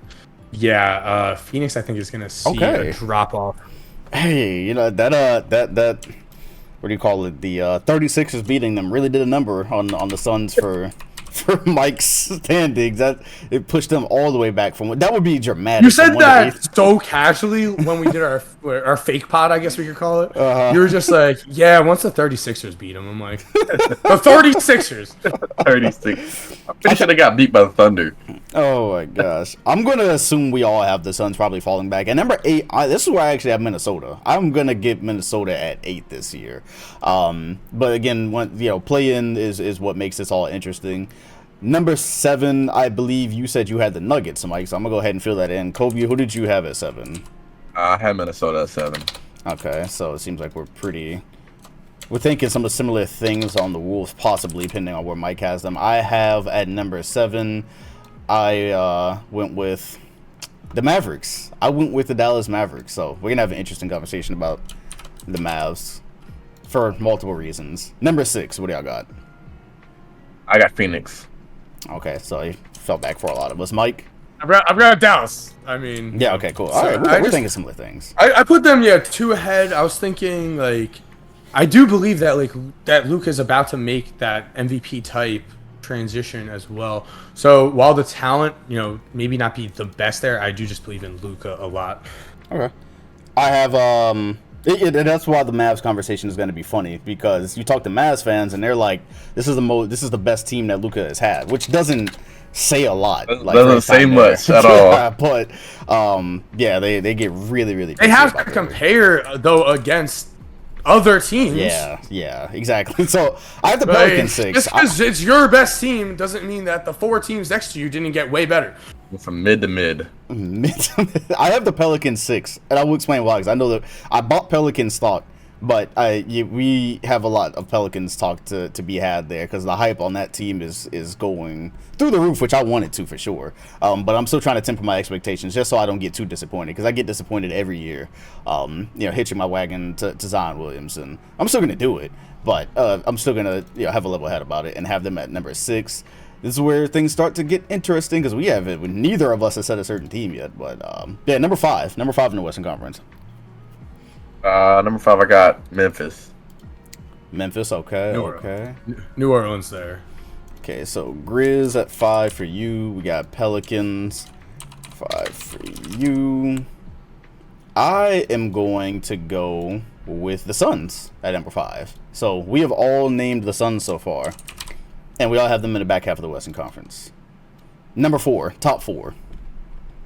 I got the Clippers. Yeah. Okay, Clippers. Okay, Clippers at 4. Same. All right, I went a little bit higher on the Clippers. At number 4, I went with the Grizzlies. I think that's where I place them. Keep in mind they will be missing Jaren Jackson to start the season. At number, I can see the Clippers being like the favorite in the Western Conference going into the playoffs, but not being the top seed. I see. Yeah, that makes a ton of sense for a lot of reasons. Yeah. Who do y'all have at 3? I got Denver at 3. Okay. The Warriors. This is where my two going. I believe in 2 young teams here. I have the Clippers at 3. All right, and so each of you can, you can just like name the last 2 teams that you have. Start with Kobe. I got the Pelicans and the Warriors, but I might end up switching the 2. But right now, Pelicans 2, Warriors 1. It is in stone. Love it. It is in stone. All right, I got. Here we go. Minnesota Timberwolves. Woo! I think Rudy Gobert is the most slept-on man in America. Oh, this is great. Rudy Gobert propaganda. I love it. Here we go. Oh, it's about to get spicy. This is going to be fun. Hello? Like, sorry that Mike Conley is letting guys moonwalk by him in the playoffs. As Donovan Mitchell is... Oh, wait. That's the other defender you have? So you have 2 guys like that. No. Oh, and let's sign Conley back to $40 million? Oh, sorry. Now let's blame the 3-time Defensive Player of the Year? Sorry. I'm watching D'Angelo Russell. So much of a difference. Is it really that much of a difference? Kobe, why are you taking this so offensively? I'm not even talking about D'Angelo Russell. 1, I'm talking about Rudy Gobert. No, I'm not taking it. There's so much of a difference. He got the same problem. There's so much of a difference. If there's so much, if you're gonna say so much of a difference, honestly, to Rudy Gobert, I'll say then you're the fan I'm talking about then. I think you're saying for D'Angelo Russell. Because I actually want to hear. Yeah, but I'm not. But I wasn't talking about D'Angelo Russell at all. I'm talking. But you brought up Mike Conley as far as getting blown by. I'm like, okay, they got D'Angelo Russell on that team as well. I mean, they have an upgrade. Great. They have upgrading guys. But we're not. But yet again, we're not talking about the same roster. So I could understand, I guess, why you're immediately bringing up perimeter defender. But we're talking about improving your roster. We're talking about taking a guy who is 3-time Defensive Player of the Year and just quite simply adding him to your team. Like, they're not going to get way, way better? Of course they are. This is just nonsense. Also, with Rudy Gobert in France, the man is like an actual, like, watch any international basketball game. He's a star there. Because they got 2 bigs set on the block. Nah, all you gotta do is reach his arms out and he goes for 2 people at once. That's all they gotta do over there. I'll get dead serious on that one. How much international basketball have you watched? Because I bet you it's none. If you think that, then it's nothing. Because Rudy Gobert is an actual legitimate game changer, top of the line against the top EuroLeague, like not EuroLeague, top country competition. I mean, maybe we're talking about 20 years ago when those teams were trash, but I mean, honestly, those games should be put on ESPN every single night. We would have been watching. No, it's high level. It's high level. Yeah, Rudy Gobert is that guy on France, and France is that team. They're a top 5 team in the world competing against those guys. That's something like these Lucas, Giannis's, all these alpha dog guys. Rudy Gobert is that guy, and he's never not been that guy. Everyone's always yelling at him stuff. Who's clowning on Rudy Gobert, man? Freaking people clown on Trey. People clown on people. People take it. Rudy Gobert never takes the clowning. Rudy Gobert goes, "Shut up, man." I'm telling you, he's about to put on a statement. How is he going to shut up? What? He's swatting the shit out of you. How is he going to shut up? Terrence by Mann blocking everyone. 40. By having 40. Terrence Mann was giving up 40, man. I cannot. This is going to be hilarious when suddenly Karl Anthony Towns, a nice shooting 4, is paired up. Okay, you're good. When Cat, a nice shooting 4 who is on a mission, is paired up, I'll say I'll be heated with a Rudy Gobert discussion. I really will. Why does he get clowned on? Why? Why does he possibly get clowned on for? Also, $1 million a year to do the thing that he can't even do in the playoffs. He can't defend in the playoffs. He can't. He can't perform in the playoffs. He can't. He just can't. He simply can't. It's not gonna work. It's not gonna work at the championship level. You're just yelling over me without any facts, man. You're just saying can't defend in the playoffs. Where are your stats? Where are anything? We're gonna come right back to the Wolves. We're gonna come right back to the Wolves. Mike, who do you have number 1? I'll agree with my points being based on knowledge and facts.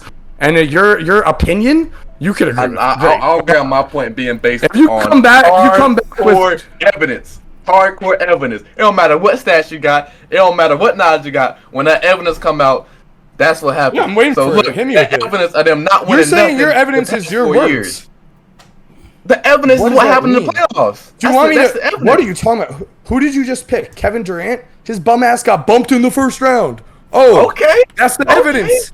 Okay. Okay, that's not real evidence. Look, KD, it's not a real situation Look, though. Rudy KD had a great Bruh. KD had a great season last year. KD has been what? Outplayed by Steph Curry for years. KD is what? Kyrie is what? Kyrie was on the end of the bench. Tatum was on the end of the bench. You're support. You know what? You can support the people that are hypothetical and that sit out and that eat money and that go, oh yeah, it's really dope that I make $40 million a year and barely play. But I'll support the guy that is out there playing, one, and two, is always actually willing to get dunked on because he actually throws his body out there because he wants to win.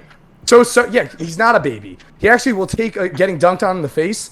Doesn't matter because he's a man, so he grows on it. He keeps going. Lost, bro. And my biggest problem with him, on all seriousness, my biggest problem with him. You keep saying this, lost and stuff. These are just words that are not real facts. No. If you want to come with me, the real fact, lost this. In all seriousness, my problem with him is he is exploitable on defense. On the defensive end, he is exploitable. In what way? Where are the stats? Where are you? Because he does get lost. Dude, there's not a stat for everything, who does he get lost on, yo? When you have a perimeter trio, there's intangible parts of basketball. So I'll use my eyeballs and watch as Mike Conley, Donovan Mitchell, Joe Ingles get walked by every single time, and there's one man to cover all of those mistakes. I'll watch my eyeballs. And guess what? That one man won 3 Defensive Player of the Years. And guess what? You're gonna tell me Donovan Mitchell and Joe Ingles are better than Steph and them? Who's his supporting cast? How about that? How about his supporting cast? You're really gonna sit here and tell me that his supporting cast was good enough to win a title? That his supporting cast was better than any of these guys? I'm not saying it's good enough to win a title, but you're a Rudy Gobert hater. I'm not a Rudy Gobert hater, bro. I'm just saying my biggest problem isn't even on the defensive end. My biggest problem is the fact that Terrence Mann's lighting you up for 40. You can say whatever it is. Your problems are all anecdotal. Let me finish. You can say it's defensive scheme. He had to help down the guys. Sure, whatever. You can say whatever. What was their defensive scheme? Listen. On the offensive end, when you have Terrence Mann literally guarding you, and you can't take advantage of that at 7-2, that is my problem. When you're paying him that much money, while he's still getting beat on the defensive end, whether it's his fault or not, right? When he can't go back on offense and post up a 6'5" guy at 7'2", he can't do nothing with it. It sounds like you're literally 50 years old to me, to be honest. So these are the kind of conversations I have with old men that go, yo, this guy can't post a guy up. It's like, whatever, man. If you want to focus on one thing, that was a legitimate problem. You're talking about one little thing. You're talking about one thing. They were playing the Clippers. They're playing the Clippers, one of the best teams in the league. Offense was getting stagnant. I mean, all right, listen. Agree to disagree, and we'll just watch then. Okay. When they're the 8th seed, we'll watch. We'll come back to the Timberwolves in a second because I actually do have a question about him and Cat for you at them at the. Well, I don't want to talk about. Again, I don't want to talk about anything like that. There's just no reason. Like, if you want to come back and stat-based, fact-based, root-based, like come with like a, hey, in the 2021 NBA playoffs, Rudy Gobert did defend at the rim like this compared to the regular season. Then sure, if you're just gonna be like he can't post up a guy, then yeah, I don't know. That's my biggest problem when the game slows down and he can't. So if any other all-star level center come post up a 6'5" Terrence Mann, what will we be saying right now? When the offense is stagnant, have you heard of this name called Ben Wallace? And they're playing the Clippers. And I understand. I'm a bit older, but have you heard of Ben Wallace? Okay, so you telling me Ben Wallace can't post up Terrence Mann? You honestly, I could. Ben Wallace believe that Ben Wallace is not gonna get a bucket on Terrence Mann. Who do you have at one, Mike? You screaming that is proving my point for me, man. But okay, who do I have at one? I have the Memphis Grizzlies. I think Ja and company are going to take that second round defeat in stride. That's what happens to younger teams. They got beat. It is what happens to younger teams.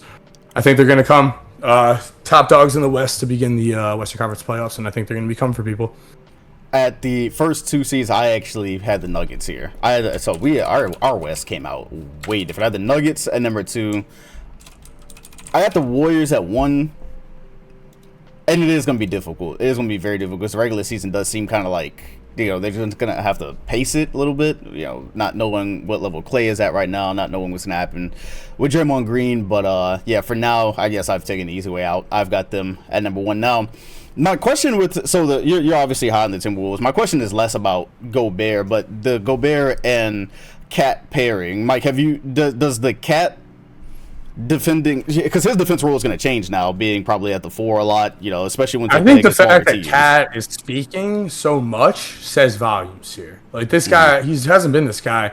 He is out here, and also D'Angelo Russell, sure, but Anthony Edwards, his insane, incredible confidence, I think, is also something that's huge. I think, Cat was in a situation where, of course, so sorry for everything that happened to him during COVID, the absolute worst situation. But also, though, he's a bit of a rut in his career. When he came into the league, was touted as one of those generational prospects that was going to do everything. And came from Kentucky. Suddenly was like, he could shoot too, he can do all this stuff. He's still capable of, being an incredibly high-level offensive player. I think Rudy Gobert is going to be matched up perfectly really well with him. I think this is going to work really well, personally. I think that this is the perfect example, to be honest. I think this is the perfect example of a younger team that is hungry. Perfect example of what? Perfect example. It's a perfect example of why I need to freaking upgrade my mic. But it's a perfect example of get my other setup. Sorry for staying in this weird room again. It's almost done. It's a perfect example, I think, of a veteran-led team that also, though, is young and hungry, with those young guys that are out to prove themselves as well. So I think Ant is going to be coming on. I think he'll show himself. But D'Angelo Russell, I'd say, is the 4th guy on that team. So yeah, I think it's a very solid 4th guy. I think it's a very solid improvement over an old Mike Conley. I definitely think so. I actually went lower on them after last podcast. I believe I probably had them. I was a little bit higher on them. I think Gobert definitely is going to make them better, no doubt, than what they had last year. And I'll remind people, Timberwolves, in my opinion, probably should have beaten the Grizzlies in that series. I think that's one of the rare times where that cliche experience comes in. I think they had the defensive strategy against John Morant to be able to win that series. So that's going to be interesting, because are you going to be able to do that same thing? Are you going to be able to run the same scheme? Because their defense, that's something the coaches already talked about. It's going to be completely different. You have to teach something completely different now that you have Gobert back there protecting the rim. I guess for me, we already know that teams are going to try to go small and take advantage of Gobert. They're going to try to put him in rotation. That's what the Clippers did. That's what they're going to try to do. So we already kind of know how that goes. I guess that's where it's like, okay, how do the perimeter guys defend? And then I'm also interested on how Cat defends as well, because this is going to be the first time he's going to have to move his feet a lot. He's going to have to move a lot. He's going to have to rotate a lot. He's going to end up on perimeter guys probably a little bit more than he has in previous years. So that's where it's like, I need a sample size on the Wolves. I need a good sample size on them. I do think that as a team, just as basketball-wise, they're going to get better. I think it might take time to figure out, which is why I think maybe the record doesn't turn out as good as it did last year. But also, again, this is just, if you look at the teams here, we just named Warriors, Nuggets, Clippers, Grizzlies, Suns, Pelicans, Mavs, Wolves. Up until the Mavs, those are all really, really, really good damn teams. Even if the Suns aren't going to go anywhere, if we don't believe in them anymore, it's still a good roster. So record-wise, it's going to be separated by very little. But yeah, we definitely need sample on the Wolves. Kobe has them 7th. I have them 8th. Mike has them 2nd. So I haven't bought in all the stock yet. My biggest I think focus, Gobert is more plug and play also as well. He doesn't post up. He catches lobs, dunks. Averaged 15, 15, and 2 last year. I don't know what 15, 15, and 2 All-Star edition no one is talking about. But yeah, I just think it's like the Wolves are going to come out hot because everyone's sleeping on Rudy Gobert, which is fine. He did play, in Utah, but I've been watching that man, and he's not at all that kind of soft kind of guy that anyone would have that reputation for. He's the complete opposite, I believe. Y'all listening to the pod, this is going to be, I told y'all, I've been pushing Rudy Gobert propaganda. I love it. We are going to be pushing that the entire year. High hopes for him. High hopes for this duo, because I do want to see them continue to build on what they had. I could die here. Rudy Gobert, please don't let me down. Now I'll say, I think me and Rudy are just soulmates. Are we connected? Pretty into Rudy Gobert. This might be my number one prediction. Into Rudy Gobert, but not into the Suns. It seems like all of us took a step back. Mike had them at 8th. Kobe's got them sitting here at 6th. I have them at 5th. I still think it's going to be a solid regular season team, but I think the franchise has gone through a lot. DeAndre Ayton, the morale does not seem high. They didn't almost lose him. They just kind of let him dangle until they had to pay him. You end up losing Jay Crowder. You're going to lose JaVale McGee, who had a really good season last year. So I guess this means more Bismack Biyombo minutes. Who Chris Paul can apparently just pick and roll with anybody. So I guess that's still going to be okay. I think it's going to be a good regular season team. For me, I'm just deflated on Phoenix. I just don't have any more hope after losing a 2-0 lead to a Milwaukee team, which again, that's understandable. It's Giannis. You lose that, you go into last year's playoffs and you completely collapse. The Game 7 collapse against Mavs was like worst ever. I'm not counting the preseason loss, but that was a really, really weird loss. It's Chris Paul is another year older, gonna see how that goes. It just doesn't seem like a lot of teams didn't get better. The Suns didn't, in my opinion, get much better in the offseason, and so many things happened to them that just feel kind of deflating. It's like, all right, yeah, again, in the West, you can be a 5th seed, 50, 55 win team, 52, 55 win team. It seems like that's something that can, probably 50 win. That's something that could happen. Could be a good regular season team, but I just have no more belief in them. I guess we're all kind of. They just feel like I got a strong feeling. They just feel like they're gonna get swept or 4-1. Like it's a real big feeling of that. Like they just feel like the end of the Clippers. The end towards that run when Blake and Chris were starting to get tired of each other. It feels really similar to that. Yeah, I think that's the vibes. That's pretty much the vibes I'm getting too. It's like, energy for sure. Also, their owner situation is the worst. That's also good. Yeah. But he's gonna be trying to sell. I am fascinated by some of the on-court things, like more. Guys, I was about to get the Bridges wrong. The more Miles Bridges reps. It seems like they're gonna have a bigger role for Cam Johnson. So I'm interested to see how that works, how DeAndre Ayton's game comes along. But it does feel like after the 2021 finals, like things have not gotten better for them. And it was started with last year when they wouldn't pay Ayton, just do the thing and just pay him when they were supposed to. So a lot of question marks surrounding them. I could definitely see them falling. How far they fall will be interesting. Still think it's going to be a team like you gotta play hard when they come in. They're going to look like contenders probably, regardless of where they place here. They'll probably look like contenders. But after what happened against the Mavs, which is still kind of a mystery, it's just like I don't have heavy belief in the Sun squad anymore. None of us really believe. Oh, go ahead. Kobe, what did you think about? Did you see Aiden talking about Monty? Yeah, what did you think about that? As a player, he don't want to be there, bro. He does not want to be there. I mean, he's just giving the answer without giving the answer. He's saying, "Oh yeah, we're cool." No, we haven't talked yet. Without saying, "Yeah, I hate that guy." He does not want to be there at all. I don't know why they should have just let him go to Indy, honestly, in my opinion. Or, maybe they're gonna trade him farther on. I'm pretty sure they got to January, but I don't think he should finish the season with the Suns, in my personal opinion. The grace that that's true. It's true, yeah. But I'm thinking I agree because you don't if we were playing 2K, you wouldn't want to give up that asset. You'd be like, right. Just mash and then trade right. So that is if they're doing that. But wow, I wonder if that's going to be a huge. I think you trade him as soon as possible because you want to trade him while his value's the highest. He has the longest contract. I think you go ahead and trade him as soon as you can because that I feel like they know, bro, they're not winning a championship. I think that window is passed. Chris Paul's getting older. Nobody likes each other over there. They just lost to 36ers. It's over, bro. The thing that happens is because you're on the surface saying get rid of Aiden sounds crazy, but the thing you do have to think about is Chris Paul, even though he's getting older, was a huge part of this team getting as far as it did. They've gotten he's improved a lot around there. They've improved as a regular season team and whatnot, but this team would not have gotten to the finals without Chris Paul. They won't win a championship without Chris Paul. And like you just said, he has a year or two left. So you do have to start thinking beyond this. What is the Booker and Aiden future? And is there a real future with that? So I guess this season will go a long way in determining that. The Suns not paying him was just them being the Suns. That's just what the ownership has done. It's not the first time they hadn't paid a star and kind of pissed him off. With the, in terms of the Monty interview, that was the thing. Some people tried to give him grace going, oh, well, Monty apparently doesn't talk to any of his players during the offseason. He just lets them chill. But if you listen to the rest of that interview, again, like Kobe said, Aiden was just yeah, I'm here. I'm here to do a job. I'm here to, play for the team. I'm here to be. It wasn't, again, just I forgot what other team we were talking about earlier. It's less family and more just business. I'm here right now. So Monty's one of the most vocal coaches in the league. It's hard to believe that he doesn't talk to any of his players in the offseason. That's very hard to believe. That's what I saw someone say. They were like, oh, he didn't do so. But I still, regardless of whether he does so what happened? It wasn't a happy there? interview. So why? But what happened between those two though? Specifically, would you think why them? Well, yeah, because they're not even the contract people. Apparently, they're not even the guys doing the contract.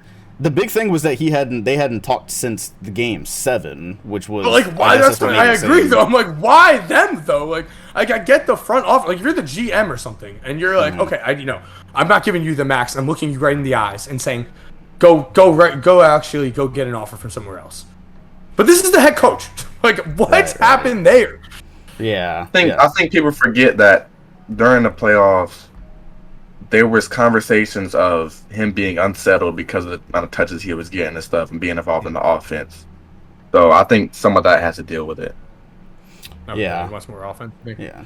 So this is on the monitor. Like you said, Chris Paul was always kind of like a win now thing, and the winning now didn't happen. They've been a good team, but they made the finals once. They got back. They don't get back this year. The future becomes very murky. But they just have to get through this season and see what they're going to do, because it does get very fascinating from here. Chris Paul is not forever, and once you lose him, you lose quite a bit from this team. Again, Chris Paul can run pick and roll with anybody. They had him out there with Bismack last year, and it fit perfectly. It was like, okay, this is cool. Everyone else is out right now. Take Bismack and win games, and he did it. So like, him not being there in a year or two is gonna make Aiden's future really interesting, especially on the fact that he got really close to not being there. The Mavs, none of us are really that high on them. Mavs fans again will tell you that this is the best team that they've had, which once again, just compared to all the other, like, them being in the conference finals last year was kind of crazy to me. Like, that was a really big achievement, beating the Suns. I don't want to take anything away from Dallas, but even getting those games off of Utah without Luka Doncic, that had a lot to do with how terrible Utah's perimeter defense was, and Jalen Brunson was able to just absolutely cut that up. But losing Brunson is a big loss, bro. And I get why they didn't want to tie up so much money in him in the future. He's not a true superstar. He's probably not the second best player on a championship team. But on this specific squad, now you're saying, okay, Spencer Dinwiddie, go do a lot of what Brunson did in terms of secondary ball handling, and same thing, hopefully, probably from Jaden Hardy. I'm assuming they're going to want him to come along really quickly. After that, you're really hopeful for Christian Wood on the offensive end, because I'm not sure what it's going to look like on defense. But yeah, very hopeful that fits. Very hopeful that JaVale McGee has another terrific season and is probably a great roller with Luka Doncic. And then it's like your shooters, in Dorian Finney-Smith, and getting Tim Hardaway back too. You forget they played a lot of pretty much all the last season without Tim Hardaway. It's impossible that we are talking about JaVale McGee with Luka. Like, what? Like, this is in 2008. No, but McGee was really good last year. Yeah, listen, I know what you mean. Yeah, absolutely. I mean, he made Dwight Powell work, so I mean, yeah, it's true, dude. Yeah. I'm with you. Yeah, I get what you mean. Yeah, it's a good fit. It's a good fit. I get what you mean. It's a good fit for JaVale. It's a good fit for anyone. It's a good fit for Dwight Powell. It's more like, can we just get someone who does more though as well? For Dallas. I think though, I agree. Like, maybe with Suggs though, right? They looked at it and went, we don't want to pay this guy, commit to him, and then that's just too much for us. It might be, a year before the year, hoping, but it's like, that's always risky, of course, because, right. We're just hoping for 1 year from now. Now, the thing is, I will say, I'll take my L if the Mavs end up placing higher, because there is a thing called Luka Magic that is partly of what got them as far as they got last year. That is a thing. He does just do things sometimes that happen to be way better than anybody else can do it. That was pretty much the second round of last year's playoffs, and especially towards the end of it. And so, looking forward, like, if the Mavs are just way better and the offense hums and the defense is stable and other teams are falling back, like, they could end up higher. Just doing the standings from here, I'm like, I don't have to feel bad for not being that high on this team. Yeah, I want to see Luka with a true second star one day. I don't think this is a championship team right now. But things to watch, Christian Wood defensively. And once he gets put in pick and roll and then Luka's out there, I'm really fascinated by that.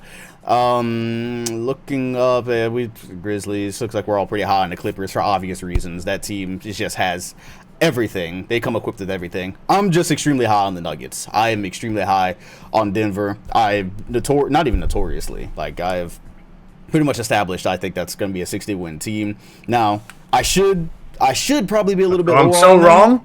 Say what? How wrong am I? Tell me how wrong I am. Well, Tell me how wrong I am. It's fair, because I should, just like I want to get a sample on the Wolves, I really should be lower on the Nuggets and get a sample on what their defense is going to be like. Because offensively, it's going to hum. Like, I've already seen small things with just like Jokic and Murray back in the pick and roll and kicking out to the wing with Michael Porter Jr. When you take into account who Jokic has been playing with before, like, offensively, this is a dream. Now, defensively, I should probably be like, you know what, maybe it won't be that high, but I'm sticking to it. Fuck it. I'm so high on the Nuggets, I don't care. I'm going to stick to it. That's just one hill I'm going to end up dying. That's just one hill I'm going to die on. That's one I'm gonna die on. I want them to please get healthy. And Kobe, it looks like you're gonna die on it's not really dying on the Pelicans, so you're just buying a ton of stock early on them, basically. So it's worth a lot. I'm really high on that Bruce Brown edition, especially as a cutter with all the shooters around. And Jokic is just he's like a win. He just produces wins, bro. That's the thing about Jokic. Like we're gonna get into it later, but Jokic just produces wins, man. I'm a big fan of Jokic. Exactly, it's like 55 win minimum in my opinion. Like that's my. I need 54 wins out of the Nuggets at least if everyone's there. I got to get 54 wins from this team. Just seeing what Jokic has done with other talent. But picking Dallas over them was reckless, I will say. No, never mind. I mean, Luka's the man. Yeah, no, it's hard. Luka Magic. Yeah, this is hard. This is tough, right? Man. This is tough shit. This is like look at the we're not even really for real though, like the Pelicans versus like the Nuggets. You know, it's like I understand like if you were to just take those teams and put them in a playoff series, sure. Right, you know, now you have Jokic in that environment, but during regular season, it's like we get factoring in injuries, youth, all this stuff. Right. I hope Jokic gets the talent that he deserves to play with, though. Yeah, and it looks like this would be the year for that. And so Kobe, I guess it's pretty much wrap this up. The Pelicans, you have them contending this year because you have them a second seed in this conference. So you think Zion addition is going to push them over the top immediately? Yeah, I mean, I just think they're such a new school team. The energy that they play with, especially playing in New Orleans, bro. Seeing the way they had that energy in the crowd. Jose, I love Jose. Herb, I'm a big fan of Herb. He's probably my favorite like non-star player in the league. They even the guys like off the bench like Trey Murphy, like Najee Marshall, like they just got guys, like a bunch of guys that I'm really buying into. I'm really buying into Herb this year. I'm buying a lot of Herb stock. I think Zion's gonna take that next step. He was averaging 27 and 9 with Steven Adams beside him, and now he's gonna have CJ McCollum and Brandon Ingram. So I'm really high on the Pelicans. I think they can contend this year. I'm high on them as well. I guess for me, it's like how many games is Zion actually going to play this year? I know they'll probably want to end up load managing him. I know he's already tweaked his ankle, so there's that. Ingram, like you never know when he's going to randomly miss some games. But other than that, this team is so deep, bro. Like you just said, and they have the defenders, they got the young energy, and they have the talent there. Most importantly, like everything is there. I guess that's one of those teams for me. I forgot what team Mike talked about earlier, like this, but Pelicans are a team for me. I could totally see just being like. You're figuring it out during the regular season, trying to get the young guys on the floor together and just figuring out some wins, and Zion figuring out his place with Brandon Ingram. I think that's probably going to take some time to see how that meshes, but then ended up just being an absolute nightmare to deal with in the playoffs. I could totally see that as like as a venomous 6 seed, basically. I mean, there's not a team that you can look at and be like, oh, they can't beat this team. Like, there's no team in the NBA where they legitimately can't beat them. Yeah, I mean, I would look at it and say I would have to agree. I would really have to agree. Even though that first round against the Suns last year was without Devin Booker, still, like, again, Pelicans didn't have Zion, too. Like, if they had Zion there, they might have that might have pushed them over the top. So, yeah, just I can't wait to see this team. We all feel similar, somewhat similar about the Grizz. I guess for them, Jaren Jackson missing this first however long is going to be really interesting. They played without Ja a lot of last season, but Jaren Jackson is a defensive backbone for them, so that has the potential to push them back a little bit. I still think they're going to be contending regardless. I think this could easily be I think Ja will be like top 3 in MVP voting this year. He's looking ridiculous, per usual. We all established we're high on the Clippers. The team we did not name, of course, we are all in unison about the Lakers pretty much missing the playoffs this year. Oh my. Yeah, for pretty obvious reasons. Like, fam, they're still figuring out this Westbrook thing. Did we all not have them before, like in the fake pod? No, in the other one. Because the preseason then continued. I had him at 8. Yeah, exactly. Like, right? Like, the preseason continued. They just looked so much worse, right? So, like, look. We were defending our pick in that one. We were like, I know, guys, but... In this one, we're just like... Like, you're depending on your third best player to be Lonnie Walker or, like, Westbrook or Kendrick Nunn. It's just, like... Anthony Davis, maybe, because at this point, they're just dragging Anthony Davis. Did you read that report? They were like, yeah, he's not the guy we thought he'd be. That was, like, a report. The report that I'm more disturbed by with the Lakers is during the preseason, they're like, oh, yeah, it's just precautionary, but we don't want AD to play tonight because of his lower back. But it's just precautionary. It's just preseason. All right, bro, look, everything in life is optics. You don't want AD playing because you're afraid he's going to get, like, you can't even get him through a preseason because he needs to be on the court as much as possible now. The Lakers are not a team where you could just be like, oh, yeah, we need him for later in the season. You need him all season. You need LeBron and AD the entire season. Like, it's not like you can't just load manage AD. And when you can't load manage AD, you're probably going to end up with all these issues. I just find this team extremely difficult to believe in. They tried a lot of different lineups. You're like, oh, well, we might do Kendrick Nunn and Austin Reeves and whoever else and LeBron and AD. It's like, it's a mess, man. Even in a perfect world, bro. Perfect world. 82 games. LeBron and AD, they play 82 games. Still don't believe in them. They'll make the playoffs, but I still don't believe in them. If they play 82 games, with that supporting cast, I don't believe it. With their cat, what even did they do to this team? Yeah, it's bad, bro. What is this team? If you got Russell Westbrook on the court, I don't believe in you. What's funny is this team looks like when you simulate, if you started simulation in 2020 or whatever in the past years, and you sim farther into the Lakers' history, this is what it always looks like. It's LeBron, AD, and like randomness, basically. They signed Matt Ryan, who I don't know if y'all heard his story. He was a DoorDash driver last year. I'm not even being funny. Like, he really was a DoorDash driver. And he's now... And then Falcons quarterback? The quarterback for the Falcons? Yeah. Yeah, man. From the Falcons to the Lakers. Yeah. Hey, one of the better shooters on the roster, though. Gonna be one LeBron of the better shooters on the roster. LeBron just collects talent, dude. He just gets talent. He sees on help Sunday. LeBron, He's like LeBron, man. Yo, that guy's a point guard. And then, so they're trying to figure out what to do with Westbrook. They're going 6-man, which I have been saying for a better part of this year. And last, I was like, hey, he should probably be a 6-man. So now they may be doing that. He's probably not even going to start the season. Mike, you might not see him when you go watch the Lakers and Warriors because he has a hamstring injury. Back. I'm going. I'll be back on the next 2 days later in LA. I'll be in San Francisco. Then I'm seeing Battle of LA. So okay. Hopefully he's in one. You'll see him eventually. And then who was the other one? Dennis Schroeder has a finger in. Like, bro, they're already dealing with all these injury problems. I don't care if somebody's mad at me for not believing in the Lakers. I'll just look stupid if they win a championship this year. Because what the fuck is this? Like, I will take that. I will. The dumbest. Like, even healthy, bro, they're off. I will die a moron. Like, look, I don't have them in the playoffs now, but if LeBron and AD play 75 plus games, yeah, they will probably. A team with a healthy LeBron and AD probably does not miss the playoffs. But will there be a team with a healthy LeBron and AD? That is a very fair question, and I already not going to win regardless. Even if they had a healthy LeBron and AD, they're not winning. Not a championship. I agree. Now. I agree. Like, they're not winning it regardless at this point for sure. Yeah. Like we said, what does this roster look like? This roster looks like no one wants to play here. Yeah, this is legit though. No, legit. There's no free agent. Like none of those vet signings that they used to get. No one. I will give Laker fans credit because normally you know how Laker fans are, but I haven't seen very much.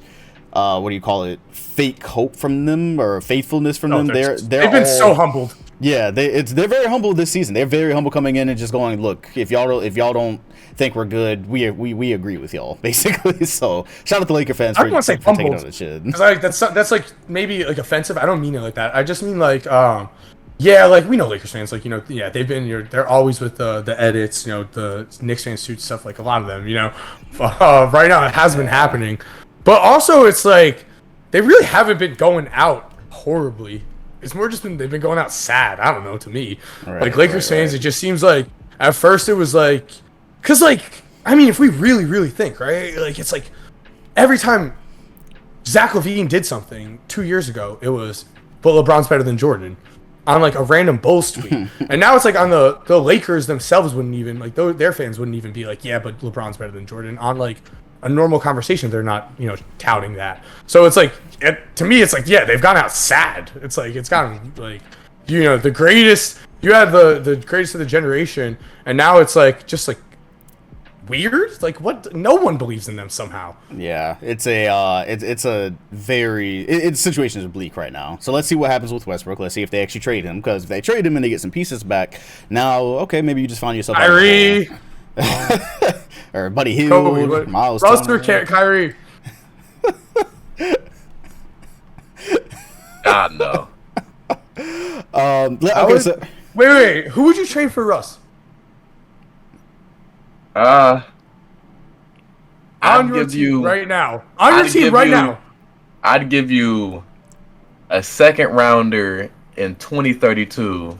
Let me stop. I'd probably go with the Pacers trade, but you're not getting no picks. I was gonna say, Kobe. Funny enough, he might end up on your squad. Like the way things are going, he might end up on the Hornets. So that could be a thing. Yeah. That could be a. I mean, who knows if he'll actually play at that point? But yeah, he. Yeah. Might If he doesn't play, Russ and Melo. Yeah, it's. But you telling me you couldn't get a better package for Rozier and Gordon Hayward? What? Like you can't name a trade where you're like, well, Russ is the best option here. Like, no, like, I mean, I get you're clearing off 48 million, but that's the only way to justify it. Like, the only way to justify it. And for the Hornets, I don't really see a way of justifying that because nobody's coming to Charlotte. So I think you could get a better deal for Rozier and Hayward. And on the Pacers side of things, honestly, I wouldn't even make that trade with Buddy Hield and Miles Turner because nobody's coming to Indiana either. So I don't really see the point in clearing up all that cap space unless you're getting the picks. Unless you're getting all of the Lakers picks. I'm demanding all of your picks. All of your picks. How bad do you want to trade Russ? We're about to see. I'm taking all of your picks. Yeah, it's this is the problem though, right? This has been the problem in trying to move Russ is finding a destination and a team who needs that. Like again, that's a good point what you just said with the Hornets and Pacers. Who's coming there? So why do you really need to clear all this space? Maybe you find a reason with signing some of your guys, but I don't really know. And so who knows, man? Who knows? We will see. We'll see what the Lakers do. Again, maybe he becomes a 6-man. What'd you say? I want to say I think it's on Russ. I think the LA situation is done. Like, I don't think they suddenly just turn into a nice buddy cop movie, love each other. Like there's like real like it's just not good out there. It doesn't look. But on Russ though, like we see the Melo career, the Vince Carter. Melo was the exact definition of couldn't really get it together to score first, but then he kept trying, and I have so much respect for him actually coming out and really becoming a role player later in his career. It's an adjustment that any superstar at that level has to make. You're no longer a 30, 10, and 10 guy. So can you come in and provide extremely high value in less minutes or in a lesser role? That's really on the mentality there. And we haven't seen that from Russ yet. So when we do, if we do, then I'll fully believe in that. But I really got to see that at this point. Yep, that's the place we've been for a couple of years now. That pretty much moves us off the standing. So I will save the sheet. And we will come back and reference this throughout the year. To start wrapping this up a little bit, we do have a rapid fire at the end. And then we kind of have predictions. I feel like we might have hit on a lot of these throughout it. Like, I have mine. I think the Nuggets are a 60-win team, so that's a prediction I'm going to stand on throughout the year. For MVP, I'm going to go with Joel Embiid, so I guess we can all name our MVPs. I just think it's finally going to be his year. He's been looking in the shadows of Jokic and Giannis all these years. I think this is finally time to get the Sixers up to a high enough seed. Could happen, but then again, just as easily, Giannis can come back and get another one too. So, but I will go with Embiid for my MVP. Who are y'all going with? I want to go with this guy because I feel like I have to. And it might sound crazy, but let's not forget that he was first, not just in the race. He was first in the race last time he was healthy. So because I have to assume health, because I have this team at the 1 seed. Okay. I want to say Kevin, but I'm not gonna say Kevin. I got Jokic 3 times. I got Jokic going 3 times in a row. Back to back. You know what's funny? So, if the Nuggets were a 60-win team like I predicted, he might do that. I'd be so mad. Literally last year I said I think Giannis should win this MVP. I was like, because I really think that Jokic. Jokic what? Jokic what? Average a triple double every year. That's great. His stats wouldn't scale. His stats would be the same on like a 60-win team. So it would just be the worst point ever. It would literally look bad, personally, I believe. I do not think Jokic would suddenly put up better stats. He would have the same. He'd win it more, though. If he won it as like... And what point would that make? What seed? If he put the same stats up, but then suddenly Murray and Porter bring him 15 more wins? What point does that make? That's not a good point. So regardless, I think basketball got way too less win oriented. Congrats that people like throughout all of time. What did people? Oh, empty stats, bad team. Jokic is not empty stats. He's incredible. So when you put incredible MVP type talent on that kind of team, yes, he did carry. Yes. But again, if you were to add, Dom, I'll ask you, if you were to add 15 wins, do you really think his stats would scale up to the point where you'd be like, oh crap, Jokic was that dominant? Or do you think that the reverse would be more likely to be true, that he would put up similar stats than what he had done, and then it was his supporting cast had done it, and then it's like, do you now vote him MVP again? His supporting cast raised those 15 wins. Yeah, no, and no, his stats probably aren't going to get that much better. Like, it's hard for his stats to get much better than where they are. That's why, yeah. But you got to think about how this award is voted on. I agree. I am thinking about it voted on. No one is given third three. That's what I'm thinking of how it's voted on, and I'm thinking of it was voted on last year. You know, I had no problem with him winning, Jokic winning, but last year I was saying Giannis. I thought Giannis put out a better regular season. Simply, he put more dominant. And with the wins to prove. Unfortunately, the East wasn't that great, so the wins weren't that. Nothing was wild last year. So if Jokic wins and takes the third MVP, good for him. He freaking deserves it then, right? I mean, like, if Giannis comes back and wins it, I have Giannis. But if Jokic outplays Giannis, your mic went out. But if I have Giannis, but if Jokic outplays Giannis and is just better than him, then yeah, I mean, 3 MVPs, he would damn earn that for sure. No one is just handing him that. You're right. Yeah. Who was your MVP this season, Mike? Giannis. I think the wraparound effect. I think it's Giannis is also when you look at how he's been playing with Greece. There's no load management with Giannis. He's just out here like giving his all times. And I think that not like he's on an individual mission in the way of like I need to win the MVP award, but like he wants to be the best player in the world. He gave it to Steph. He said Steph is the best player because he won a championship. But of course Giannis thinks he is the best guy in the world. He was just saying that a year ago he was like, I'm the best because I won the title. So I think Giannis is that type of incredibly like the 0.001% of the world who, when handed all the money in the world that you could retire from and never do anything, is still pushes himself every single day to go even further. So that I really believe in Giannis. I think that if he were to win an MVP, this would probably be this could be the last time with like, you know, ages and the young guys coming up. So I'm thinking Giannis MVP this year, but with the MVP, I'm always like, you know, let's wait a month and then we'll see a lot. We'll see who's really out there, right? Yeah, for sure. Yeah, because it's going to be a crazy field, as always. These four, Embiid, Jokic, Durant, Giannis, are all probably going to be in it. Because, like Kobe said, it might sound biased, but Durant was very much on track to maybe win it before he ended up getting hurt last year. And then that isn't even... Yeah. I think KD was also an incredible leader on the Nets as well. Like, I think his leadership got very swept under the rug last year for that Brooklyn Nets team. They played a million lineups. KD held it down the whole time. So, like, it's, like, hard sometimes when I'm, like talking about the Nets because I'm, like, as a team, I just don't think this way. But, like, Kevin Durant, even, like, you know, certain things Kevin Durant, his decisions he's made, you know, I can question some of them and still respect everything he did last year. I think he got a really bad rep, honestly, because, you know, the whole first round, all that. If you look back at it, it was a lot Kyrie-based, but if you look back right before that, it was KD holding down that team all year. Who do y'all have as your rookie of the year? I think this one is going to be interesting. My rookie of the year, I got Jabari, man. My boy, Kobe, let's go. Yes. All right, now I'm just hitting the freaking Jabari drops 30. Easy rookie of the year. Dom, who are you contesting us with?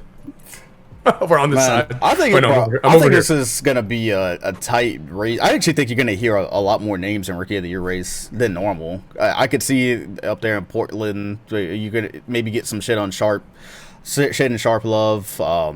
You're going to get a lot of Paolo, obviously, a lot of Jabari Smith. Hell, even with Sacramento, it was a team we didn't talk about because none of us have them in the playoffs, but I still think they're going to be one of those teams that's like play in and probably I have them 9-10. I do. Yeah, same, I have them 9-10. Yeah, exactly. I just am like, so of course, I didn't tweet this. Someone else tweeted out, you know, of course, like Wenbenyama sweepstakes. They're somehow in contention for 9-10. Right. It's like you would want, like, they should just trade Sabonis right now, or Fox. Just trade him. Get him at. Yeah, I don't know how many looks Keegan Murray is going to get on that team. He's going to have a very specific role, so I'm not sure if he's going to get the opportunity to win it. So I think you're going to hear a lot of names. I think it'll be down to, realistically, I think it'll end up being down to Jabari and Paolo. And out of those two, gosh, that's going to be tough, man. It's going to be tough. Because, again, both of them are also going to be dealing with kind of similar situations. Like, there's a lot of mouths to feed on the Magic. It's going to be a lot of mouths to feed on the Rockets, too, as those teams are developing. But I have to stand on one. I'm going to go with hometown. I'm going to go with Paolo, bro. Since we have to stand on it throughout the year, I'm going to go with Paolo. Gotta. Two Jabaris. Easily could be, easily could be, for sure. It looks. So I'm looking at the odds right now. I pulled them up. We've got Paolo at plus 185, so he's the fave. He's the favorite. Keegan Murray is plus 500. Jaden Ivey plus 500, and then Jabari's at plus 650 with Benedict Mathurin. So those are the 5 guys right now that are in the discussion. Everyone else is kind of. Do not sleep on Tari Eason. Tari Eason could get a sneaker in there. He's actually right. He's right next. He's right next. He's actually the only guy. So he's plus 1,000. Then Shaden Sharp's plus 2,500. So it's really those 6. But honestly, what it's really like, Paulo is the clear-cut favorite to begin the year. That's not saying he should be. I mean, like, what have we seen to discredit him being the number 1 pick? Nothing on my end. Yeah, that's gonna be ridiculous. Like I said, I didn't even name Jaden Ivey in that. Yeah, it's gonna be a lot of names. I think more than usual that you hear. It's gonna be. I wish you got drafted anywhere else. Who, Ivy? Yeah. So why? So you don't have to share the ball with Cade? Or just because it's Detroit? I just like, I don't like, maybe I'm wrong. Maybe actually, I think I've thought more on that actually. And if there was actually, because Jaden Ivey is a guy who put up 30 shots like in an NCAA tournament game and go out with the loss with that on his back though. You can look at like, oh, he shot so much, but he also is willing to put the team on his back and live with the loss. Right. So, I was like a bit wary of that, but I like, looking at Cade's personality now, I actually take it back right in the moment now. Cade is so chill. I think if there's one star guard that the two would be able to just grow with each other, it does seem like it'd be those two. All right, so those are some of the predictions that we will be standing on throughout the year. To wrap this up, hit a little bit of rapid fire. I'm not sure if y'all still have y'all questions. They are on the dock, but I mean, I had mine, and it was the over and under 50 wins. So I'm not going to go through every team, but just some of these that I think are interesting. So it's kind of like a yes or no thing, or with the over and under. So for the Mavericks, over or under 50 wins this season? Under. Where? Under. If the East was like weaker, Dom, when you said before, I would like to, you mentioned like, okay, the 50-win teams, but I'm like, both conferences are so strong.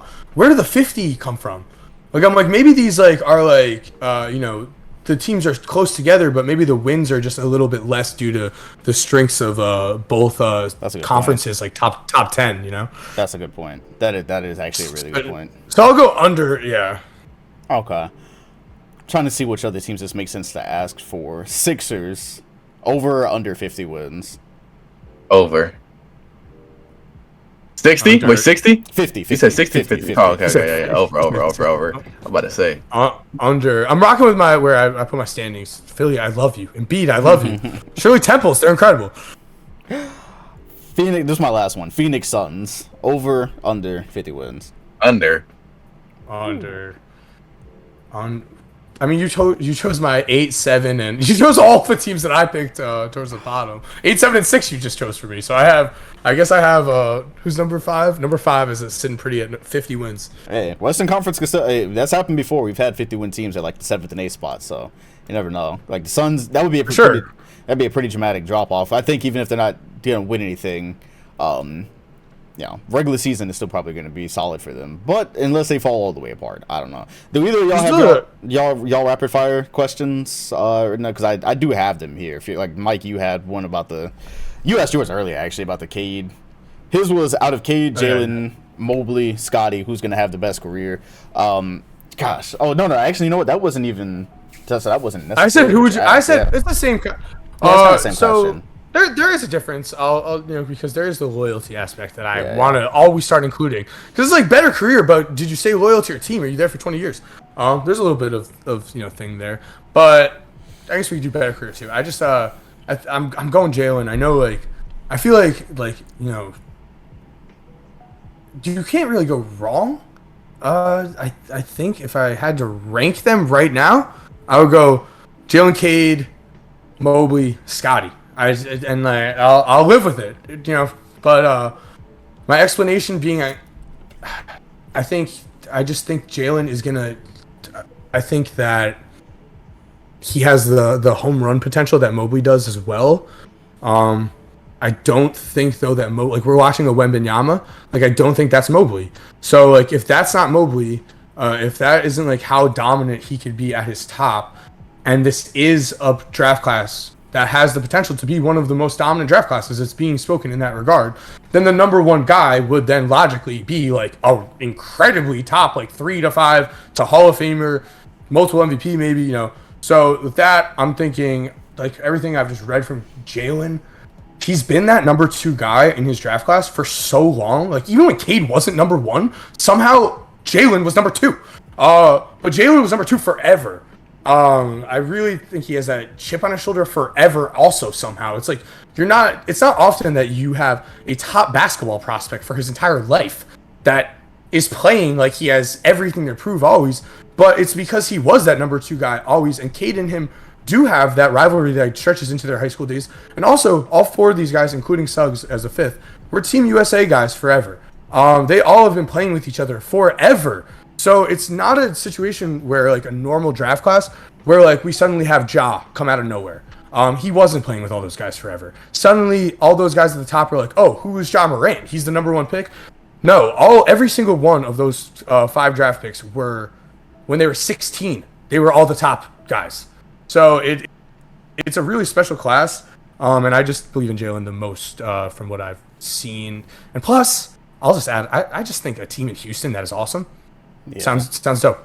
Sounds dope. I'm like, I just like a nice H-Town, Jabari and Jalen throwing lobs. Also, for anyone who hasn't watched Jalen's rookie year mix of 10 minutes, please watch it, because I don't need to sell you on it. Just watch the first 15 seconds. You won't stop watching. I've never seen a guard catch more alley-oops in my life, and it was 1 season. Yeah, how many alley-oops did he catch last year? Like I'm not kidding. It's an absurd number. Yeah, he's gonna have to chase down in his bag too. That's oh my. Yeah. No one's watching. That's the thing. Unlimited. It's like the most fun. I think honestly, it's one of the most fun things. Like when we if this is like your job, is because like now, we're still watching the Rockets like at the end of the year. So it's like no one really knows that Jalen was putting on a show, but I really think he's dope. But I could also see it being any of these guys. Kobe, who do you have having the best career out of these? I got Cade, man. I see a lot of upside in Cade. I like what they're doing, especially what they're doing over there in Detroit, man. I really like that. Going out, getting John Duran. Bagley just got hurt again, of course. They got Jaden Ivey. I really think they're going to build a good core over there. And I'm really high on Cade. I think he has the most upside, big guard. That's just the type of play style I like. So, yeah, I got Cade. I would probably also go with Jalen. I just think he has that explosive potential. And this is a ridiculously good class, too. Scotty's ceiling is extremely high. Mobley, same thing. Cade, same thing. 4th. Yeah, this is ridiculous. But, if you were ranking 4, Jalen. Yeah, they're all like top 10 prospects for exactly. 22 under whatever, you want exactly. to list. They're all right there. Yeah, Jalen's first step is probably amongst the quickest in the league. And once his shot gets better on top of that, it's just like he's going to have the ball in his hands quite a bit as well. But that same thing goes for Cade. It's like splitting hairs, honestly, when you go to that. And obviously a lot of it depends on how the drafts go as well. Mobley already has his contending team in place. Jalen might end up with Wemby next year. Cade, they're trying their best to go ahead and build around him. Scotty, we'll see how the build goes with the Raptors. So that'll obviously go a long way as well, with who's winning and whatnot. But if I had to guess out of it, I would go Jalen. The last rapid fire one, I believe this was your question, Kobe. Kobe, do you have it or do you want me to read it? Because I think was yours the defensive player of the year? Yeah. So first player to win defensive player of the year out of Herb, Jaren Jackson Jr., Mikal Bridges, or Bam. I honestly, we could change this to who y'all have for defensive player of the year this year, because that's kind of similar. Yeah, I want to answer the first player to defensive. Yeah, go ahead. I have this year. When I tell you I'm buying all in, bro. I have Herb Jones winning defensive player of the year. Are you going all the way in? All the way. It had to be like as soon as you said Herb, I was like, this has to be motivated. I think the first player to win defensive player out of these, I think it's going to be between Jaren Jackson and Bam. And Jaren Jackson, not sure how many games he's going to get in this year. So then I guess it would end up being Bam. It's like, obviously they have the advantage of being big guys. We know Marcus Smart as a guard just won it for the first time since Gary Payton. Not that there's a guard here, but because the rest of these are forwards. But still, just being the big guys, how tasked they're going to be as well, rim protecting and having to guard outside of the paint, which, Bam being able to switch on to basically everybody. It'll come out of those two, and I guess if it were this year and Jaren Jackson wasn't playing as much, I guess technically that would make Bam the first to win it. But defensive player of the year is always, like, who had Marcus Smart winning D-Boy at the beginning of last year, and then that happened. Out of this list, I would go with Bam first. Mike, You go, Barrett. who already has three? I love the problem. Who out of these? Who do you think He's is the first? favorite to win the MVP. By the way, he's the favorite to win the award. Vegas odds. Of course he is, Rudy Gobert. But regardless, out of that though, Kobe, I'm right with you. In terms of the four that you named, I'm on the Herb Jones train. I'm on it. Like what he mentioned Bridges. I like that specifically because I love the comparison. Okay, because those are two wing defenders. Herb Jones is a disruptor. Like he's out there blocking jump shots that on perimeter normal threes that messes with your head. He's stealing he's jumping he is doing things that really, really, really Agitate. positively impact. He has a teammate that's doing the same exact thing. I'm willing to just I'm willing to be wrong about everything here. I don't die on any hills. I'll die on my opinion hill and then take it on the cheek and be like, man, I was wrong. Wow. Herb Jones though, I'm really excited for. I think he's so good, and when you get those guys, I'm right with you. It feels like he's got something special going there. Seems like they identified the right talent, and he's the perfect fit for the system. So. Yeah, no, Herb Jones, I guess it'll be how much assignment does he get on this team this year? A minutes thing as well, because I'm not exactly sure if I'm pretty sure he won't be in the starting lineup for the Pelicans, right? Herb's not going to be starting this year, will he? I would assume so.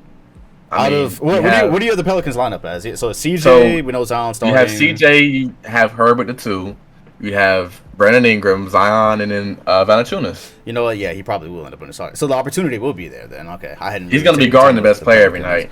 Yeah, so the opportunity will definitely. Yeah, that's Herb. Yeah. I really think Kobe's on something, to be honest. I will say, Dom, that Bam is definitely a great choice, and in terms of the younger guy that has now developed into the guy that would win it this year, he fits that candidate perfectly. So. I'm going a bit more fun with Herb Jones as well because Herb Jones is fun because maybe Bam would win it this year, and then Herb could still though be on track, so technically you'd be wrong by saying Herb, but we just saw Marcus do it, but the impact of a real insane defensive wing, I think that's something that we all would love to appreciate, to be honest. I think Mikal. Yeah, honestly, I think out of anybody in the league winning.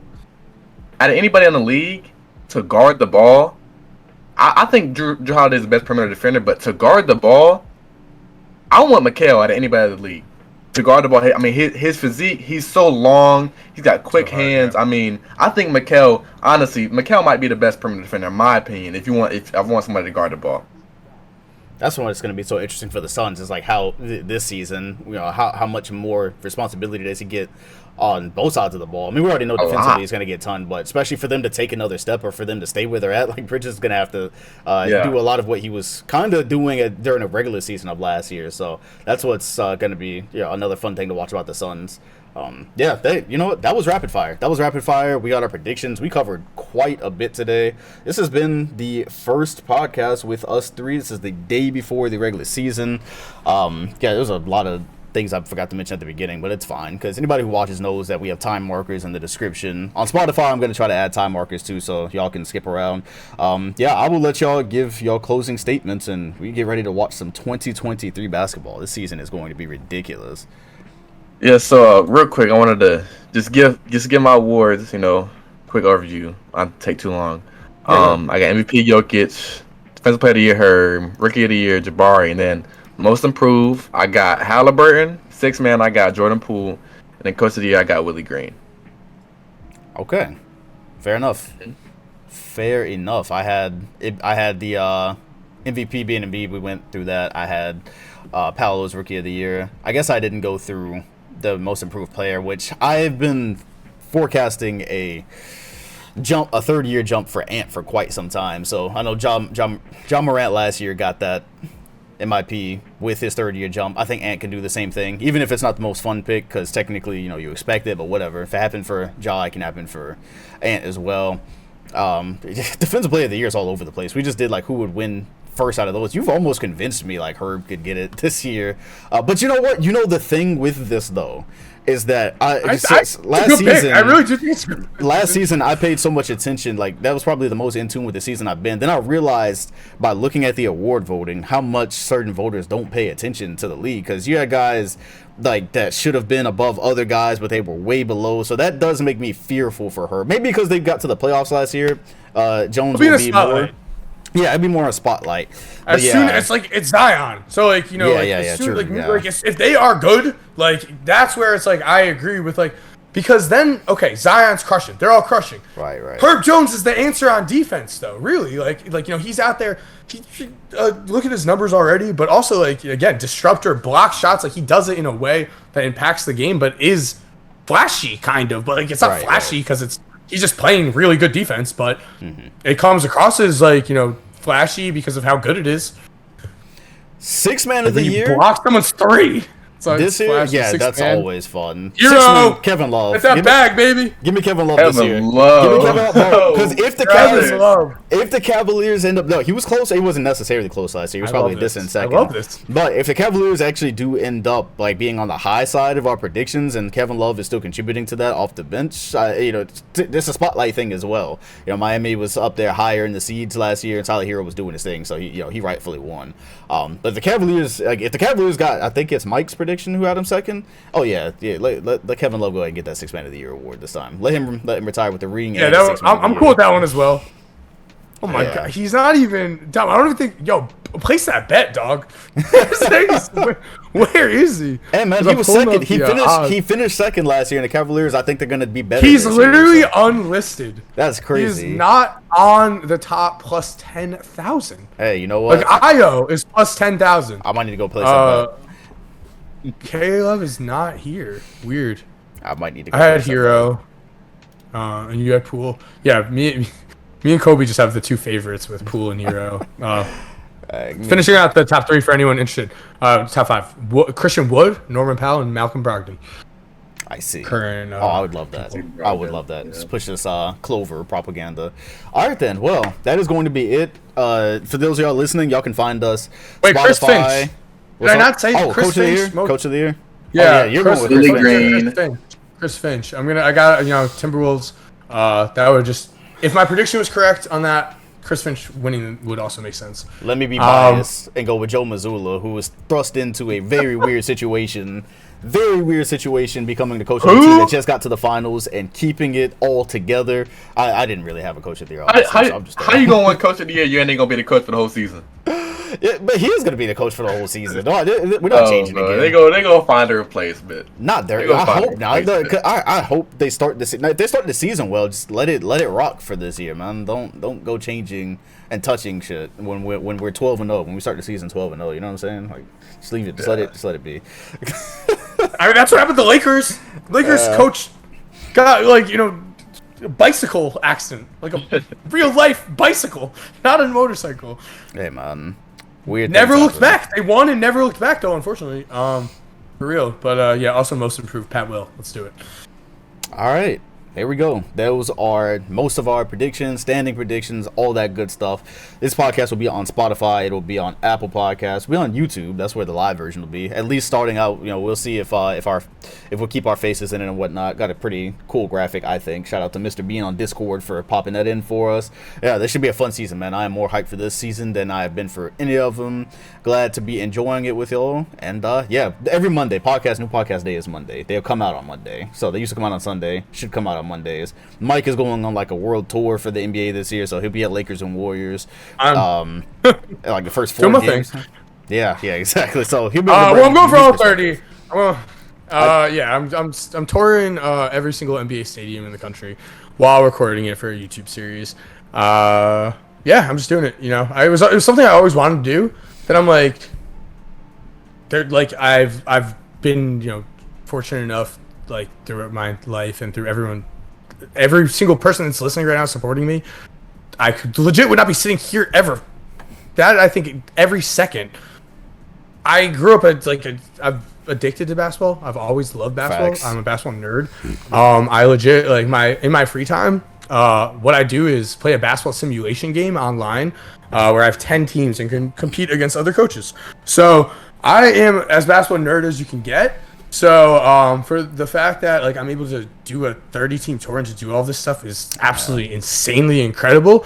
Dom, I'll just pick you up in Boston, and then we'll just keep going. What is it? Yeah. I'll hit the first 3, and then you can just come next 27. Kobe, we'll hit around next 24. We'll get you there. 24 it works out perfectly. Easy. Already. Facts. This is going to be fun. This has been the DomCast. We will see y'all next Monday. Enjoy the season.